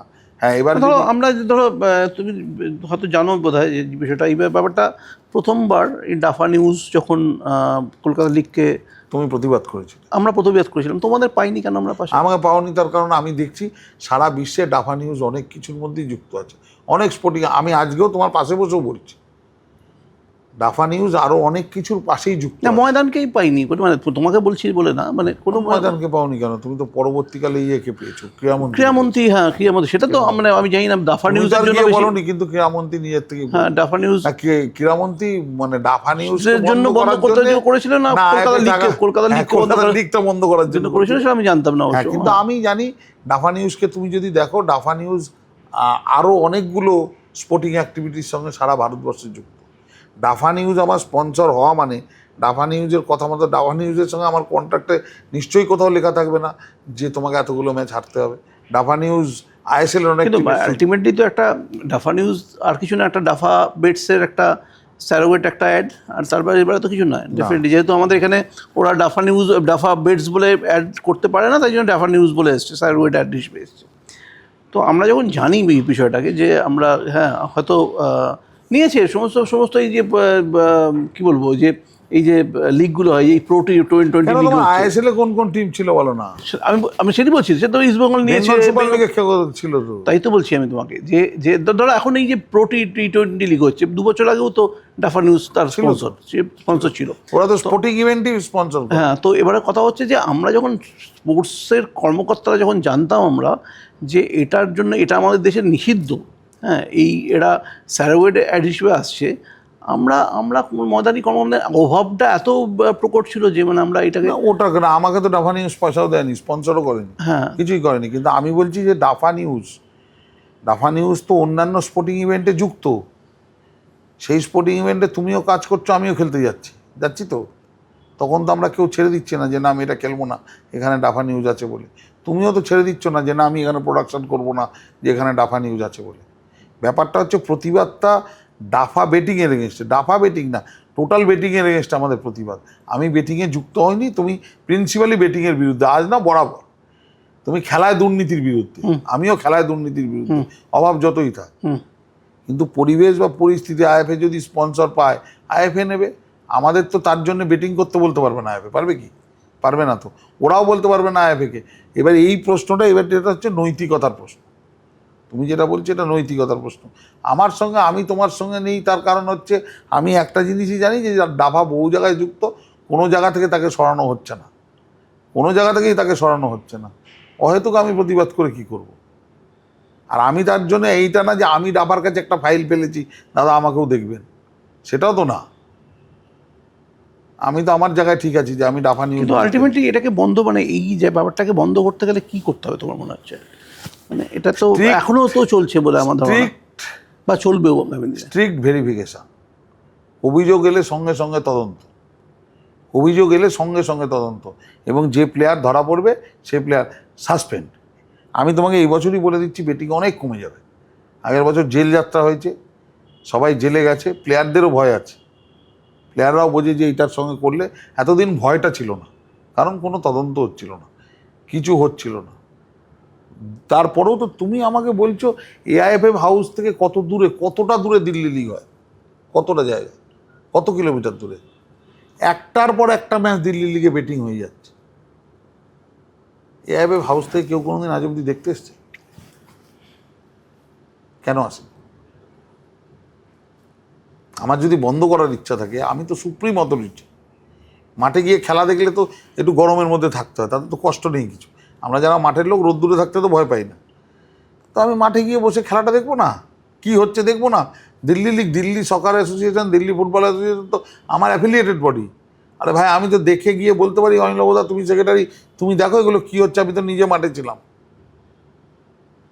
আমি যদি মাঠে চলে যাই, তুমি যদি মাঠে চলে যাও, তুমি যদি গিয়ে বলো না তোমার জেলায় এটা খারাপ হচ্ছে, আমি তো জানি যে অনিলবদা বলেছে, তার মানে ও মাঠে ছিল তো। কে দেখতে গেছে অল ইন্ডিয়া ফুটবল ফেডারেশন থেকে আজ অবধি? সামনে দিল্লি লিগের ম্যাচ হয়, এখন সবচেয়ে বেশি বেটিংটা হয় দিল্লিতে, সবচেয়ে বেশি বেটিং লিগ যেটা আছে পুরো দিল্লিতে। মানে দিল্লিতে খেলা কোনো প্লেয়ারকে নিতে ভয় লাগে, নিতে ভয় লাগে, প্লেয়ারটার দোষ না, কিন্তু নেওয়ার আগেই সবাই ভাবে ওর বাবারে নেব কি হবে। আমার কাছে যখন একটা প্লেয়ার খেলতে আসছে তখন তো সে প্লেয়ার, আমি তো তোর খেলার কোয়ালিটি দেখছি, আমি কি করে তার প্রিভিয়াস হিস্ট্রি সব দেখব। তার কি উইকিপিডিয়া মেনটেন হয়? এত বছর ওইখানে ছিল, ওখানে গিয়ে ওই ক্লাবে ওই দুর্নীতির সঙ্গে যুক্ত ছিল, জানবো কী করে? জানবো কী করে? আর আমাদের কী সিকিউরিটি সিস্টেম আছে? ড্রেসিং রুমে কে ঢুকবে, মাঠে কে ঢুকবে, নিয়ম আছে, সিকিউরিটি সিস্টেম কী আছে? আই লিগে যেমন খেলা শুরু হওয়ার আগে ড্রেসিং রুমে ঢুকলেই তোমাকে সব ফোন জমা দিয়ে দিতে হবে, যোগাযোগ কিন্তু একদম বন্ধ হয়ে গেল। কলকাতা লিগে তো সেটা সম্ভব না। খেলা পড়বে ব্যান্ডেলে, খেলা পড়বে কল্যাণী, খেলা পড়বে নৈহাটি, ততগুলো স্টেডিয়াম, খেলা পড়বে নারায়ণপুর মাঠে, তখন কি করে করবে? খেলা পড়বে শ্রীরামপুরে, করবে কি করে? কি করে মেনটেন করবে? ভাবতে হবে তো। কিন্তু স্ট্রিক্ট ভিজিলেন্স যদি করে, এটা খুব একটা কঠিন কাজ নয়। যেসব লিগ গুরুত্বপূর্ণ, যেসব লিগের জনপ্রিয়তা আছে, সেই সব লিগেই বেটিং হবে। সিমলা লিগে কে খেলছে না খেলছে তুমিও জানো না, আমিও জানি না। এগুলো একটু স্ট্রিক্ট ভিজিলেন্স করলে, কারণ প্লেয়াররা যারা আসে গরিব ঘরের ছেলে, এবং তারা অতটা মানে এই টাইপের না, ওরা এমনি ভয় পেয়ে যাবে। একটু স্ট্রিক্ট ভিজিলেন্স থাকলেই ভয় পেয়ে যাবে। নতুন নতুন গৃহমন্ত্রী হলো রাজ্যের, দেখা করেছো বা? ইচ্ছা আছে, যাব, যাওয়ার ইচ্ছা কি আছে। কি বলতে চাও, কি বলতে চাও? আমি বলতে চাই, আপনি ক্রীড়ামন্ত্রী হয়ে মানে সদর্থক একটা মেসেজ দিন সবাইকে। আমি ওনার অ্যাক্টিভিটি দেখছি, ভালো একজন শিক্ষিত লোক, সবাই সবার সঙ্গে সবার কথা শুনছেন, সবচেয়ে বড় কথা, সবচেয়ে ইম্পর্টেন্ট কথা, শুনছেন সবার কথা। পশ্চিমবাংলায় একটাও ফুটবল টুর্নামেন্ট হবে না উইদাউট আনরেজিস্টার্ড টুর্নামেন্ট বন্ধ করে দিই। এরা খাবে কি করে? তোমার যে ছেলেগুলো যে 2,500 টাকা খেলতে টুর্নামেন্ট এমনি হচ্ছে, টুর্নামেন্ট এমনি উঠে যাবে, টুর্নামেন্ট এবার এমনি উঠে যাবে, কিন্তু একটা কন্ট্রোলের মধ্যে থাক। একটা মুর্শিদাবাদের টুর্নামেন্ট হলেও মুর্শিদাবাদ ডিএসের থেকে অনুমতি নিক, সেই ডিএসের অনুমতিটা সে আইএফের থেকে অনুমতি নিক, নিয়ে করাক। যেখান থেকে সেখান থেকে যে আসছে সে খেলছে, খেলে বাড়ি চলে যাচ্ছে, সেই খেলায় মারপিট হচ্ছে, মরে যাচ্ছে, সব হচ্ছে টাকার জন্য। যুদ্ধ, একটা ফাইনালে উঠলে 5 লাখ 3 লাখ, সেমিফাইনাল ম্যাচে যুদ্ধ হচ্ছে, যুদ্ধ, খালি বোম পড়ছে না, গুলি চলছে না, এমন অবস্থা হচ্ছে। এইসব টুর্নামেন্ট এবার সব কমে যাবে, পাড়ায় পাড়ায় পয়সার যোগানটা কমে যাবে, তো সব কমে যাবে। তো আমি ওনার কাছে একটা অনুরোধ রাখবো। আর দ্বিতীয় অনুরোধ রাখবো, আমাদের অ্যাথলেটিক্সে আমাদের পোটেনশিয়াল আছে, খুব পোটেনশিয়াল আছে পশ্চিমবাংলায়, খুব ভালো ছেলেমেয়েরা দৌড়ায়, কিন্তু একদম ইনফ্রাস্ট্রাকচার নেই। আর ইনফ্রাস্ট্রাকচার শুধু কলকাতায় বানালে হবে না, ইনফ্রাস্ট্রাকচার জেলায় দরকার। যে খেলায়, যে জেলায় যে খেলাটা পপুলার, অ্যাবসলিউটলি তাই, সেখানে সেই ইনফ্রাস্ট্রাকচার দরকার। জায়গা আছে। যদি নর্থ 24 পরগনা একটা আমি বলি, একটা মেয়ে ভালো সাঁতার কাটে, হ্যাঁ, বছরের মধ্যে 300 দিন তাকে থাকতে হয় ভুবনেশ্বরে, নয় দিল্লিতে। হ্যাঁ, আমার মনে হয় যে একটা আমার এখানে একটা আমি বলছি swimming মানে নেই। সবচেয়ে বড় কথা হচ্ছে একটা ম্যাপিং। এই কথা প্রসঙ্গেই বলি, উনি জানি না উনি শুনবেন বা শুনছেন কিনা, একটা ম্যাপিং হওয়া খুব জরুরি। যেটা হচ্ছে যে একটা ম্যাপিং, সেটা হচ্ছে যে কোন জেলায় কোন জায়গাটা অ্যাকচুয়ালি কোন স্পোর্টসটা পপুলার। ধরো আজকে একটা সময় আমরা পেয়েছি কাঁচরাপাড়া থেকে অতগুলো অ্যাথলিট, ঠিক আছে, আমরা তালদি অঞ্চল থেকে পেয়েছি, ধরো তালদি ক্যানিং থেকে অতগুলো সাঁতারু পেয়েছি, আকবর আলিমির, ঠিক আছে। আমি বরানগর থেকে পেয়েছি অতগুলো তীরন্দাজ পেয়েছি, ঠিক আছে। সোদপুর শ্যামনগর থেকে এত ফুটবলার, সোদপুর শ্যামনগর থেকে এতগুলো ফুটবলার পেয়েছি। তো এই ম্যাপিংটা ভীষণ জরুরি। আমি মেদিনীপুর থেকে জিমনাস্ট পাচ্ছি আজকে, ঠিক আছে, প্রণীত নায়ককে পাচ্ছি, একদম। তো এই ম্যাপিংটা যদি হয়ে যায় না, তাহলে অনেক হুগলি থেকে আমি অনেকগুলো ভারততলা করি, হুগলি এবং হাওড়া থেকে, ঠিক আছে। তোমাকে বলবো, বসিরহাট স্টেডিয়ামের যে জল বেরোনোর রাস্তাটা, সেই রাস্তাটা না রেখে ওর উপর দিয়ে নতুন রাস্তা বানিয়ে দিল। বসিরহাট স্টেডিয়াম পুরো বর্ষাকাল 1 হাঁটু জলের নিচে, জল বেরোই না, চোখের সামনে এটা নষ্টই হয়ে যাচ্ছে, ওটা বাঁচবে না আর। প্রতিটা বর্ষায় যদি হয় ভেঙে পড়বে। আমি নিজের চোখে আমার স্কুলের মাঠ, ব্যান্ডেলে স্কুলের মাঠ, অত প্লেয়ার ওখান থেকে সত্যজিৎ ঘোষ থেকে আরম্ভ করে সবাই কে না প্র্যাকটিস করতো, হ্যাঁ, স্কুলের মাঠটা পুরো নষ্ট হয়ে গেছে। আমি ওইটাই বলছি যে আমার বনগাঁ পশ্চিমাঞ্চলে একটা মাঠ, সারা বছর সেখানে কিছু না কিছু অনুষ্ঠান হয়ে যাচ্ছে, লিগ করতে পারেনি। এবং এটা সবচেয়ে বেশি দরকার হচ্ছে মাঠগুলো থেকে মেলাটাকে বন্ধ করা। হ্যাঁ, আমি বলি খেলার মাঠে খেলা, মেলার মাঠে মেলা। অ্যাবসলিউটলি, মাঠগুলো খেলার মাঠে খেলা, মেলার মাঠে মাঠগুলো থেকে মেলাটা বন্ধ করা খুব জরুরি। আজকে যারাই আমার বক্তব্য শুনবে, তৃণমূলের জানুয়ারি মাস ছিল উৎসব মাস। ফেব্রুয়ারি মাসের 1 তারিখ থেকে মাধ্যমিক শুরু হতে 31 তারিখ অবধি পাড়ায় কুমার শানু ফাংশন করতো। তারপরে যে এর পরেও যে মাধ্যমিকে পাড়া থেকে ভালো রেজাল্ট করতো, পরের বছর ওই ফাংশনে ডেকে তাকে আবার সংবর্ধনা দিত। এক আশ্চর্য গেরোমাইরি আমি নিজে দেখেছি।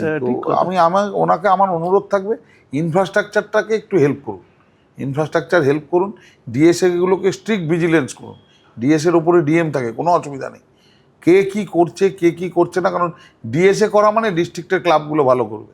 ডিস্ট্রিক্টের ক্লাব ভালো করবে মানে বেলগড়িয়ায় যে ছেলেটা ভালো খেলে তাকে কোচিং পাওয়ার জন্য রানাঘাট যেতে হবে না, রানাঘাটে যে ছেলেটা ভালো খেলে তাকে কোচিং পাওয়ার জন্য চন্দননগর যেতে হবে না, বাড়ির সামনে খেলার জায়গা হয়ে যাবে। ঠিক কথা। ঠিক আছে, থ্যাংক ইউ নব। মানে অন্যতম, আমি বলবো বাবা বাংলার সবচেয়ে বোধহয় দীর্ঘ ইন্টারভিউ বোধহয় হতে পারে এটা। প্রায় ঘন্টা 2 হতে চললো প্রায় সময়। তো অ্যাকচুয়ালি খুব মনের সাবজেক্ট এবং মনের মানুষ দুটো মিলিয়ে আর কি এতক্ষণে আড্ডা। এবং আশা করবো নবাব আরও ভালো কাজ করবে বাংলার স্পোর্টসের জন্য, আগামী দিনে রাজ্যের দায়িত্ব নেবে এরকমও এক্সপেক্ট করি তোমার কাছে। তো থ্যাংক ইউ সো মাচ। আপনারা দেখতে থাকবেন বাবা বাংলা এবং অবশ্যই সাবস্ক্রাইব করে নেবেন বাবা বাংলা। ধন্যবাদ।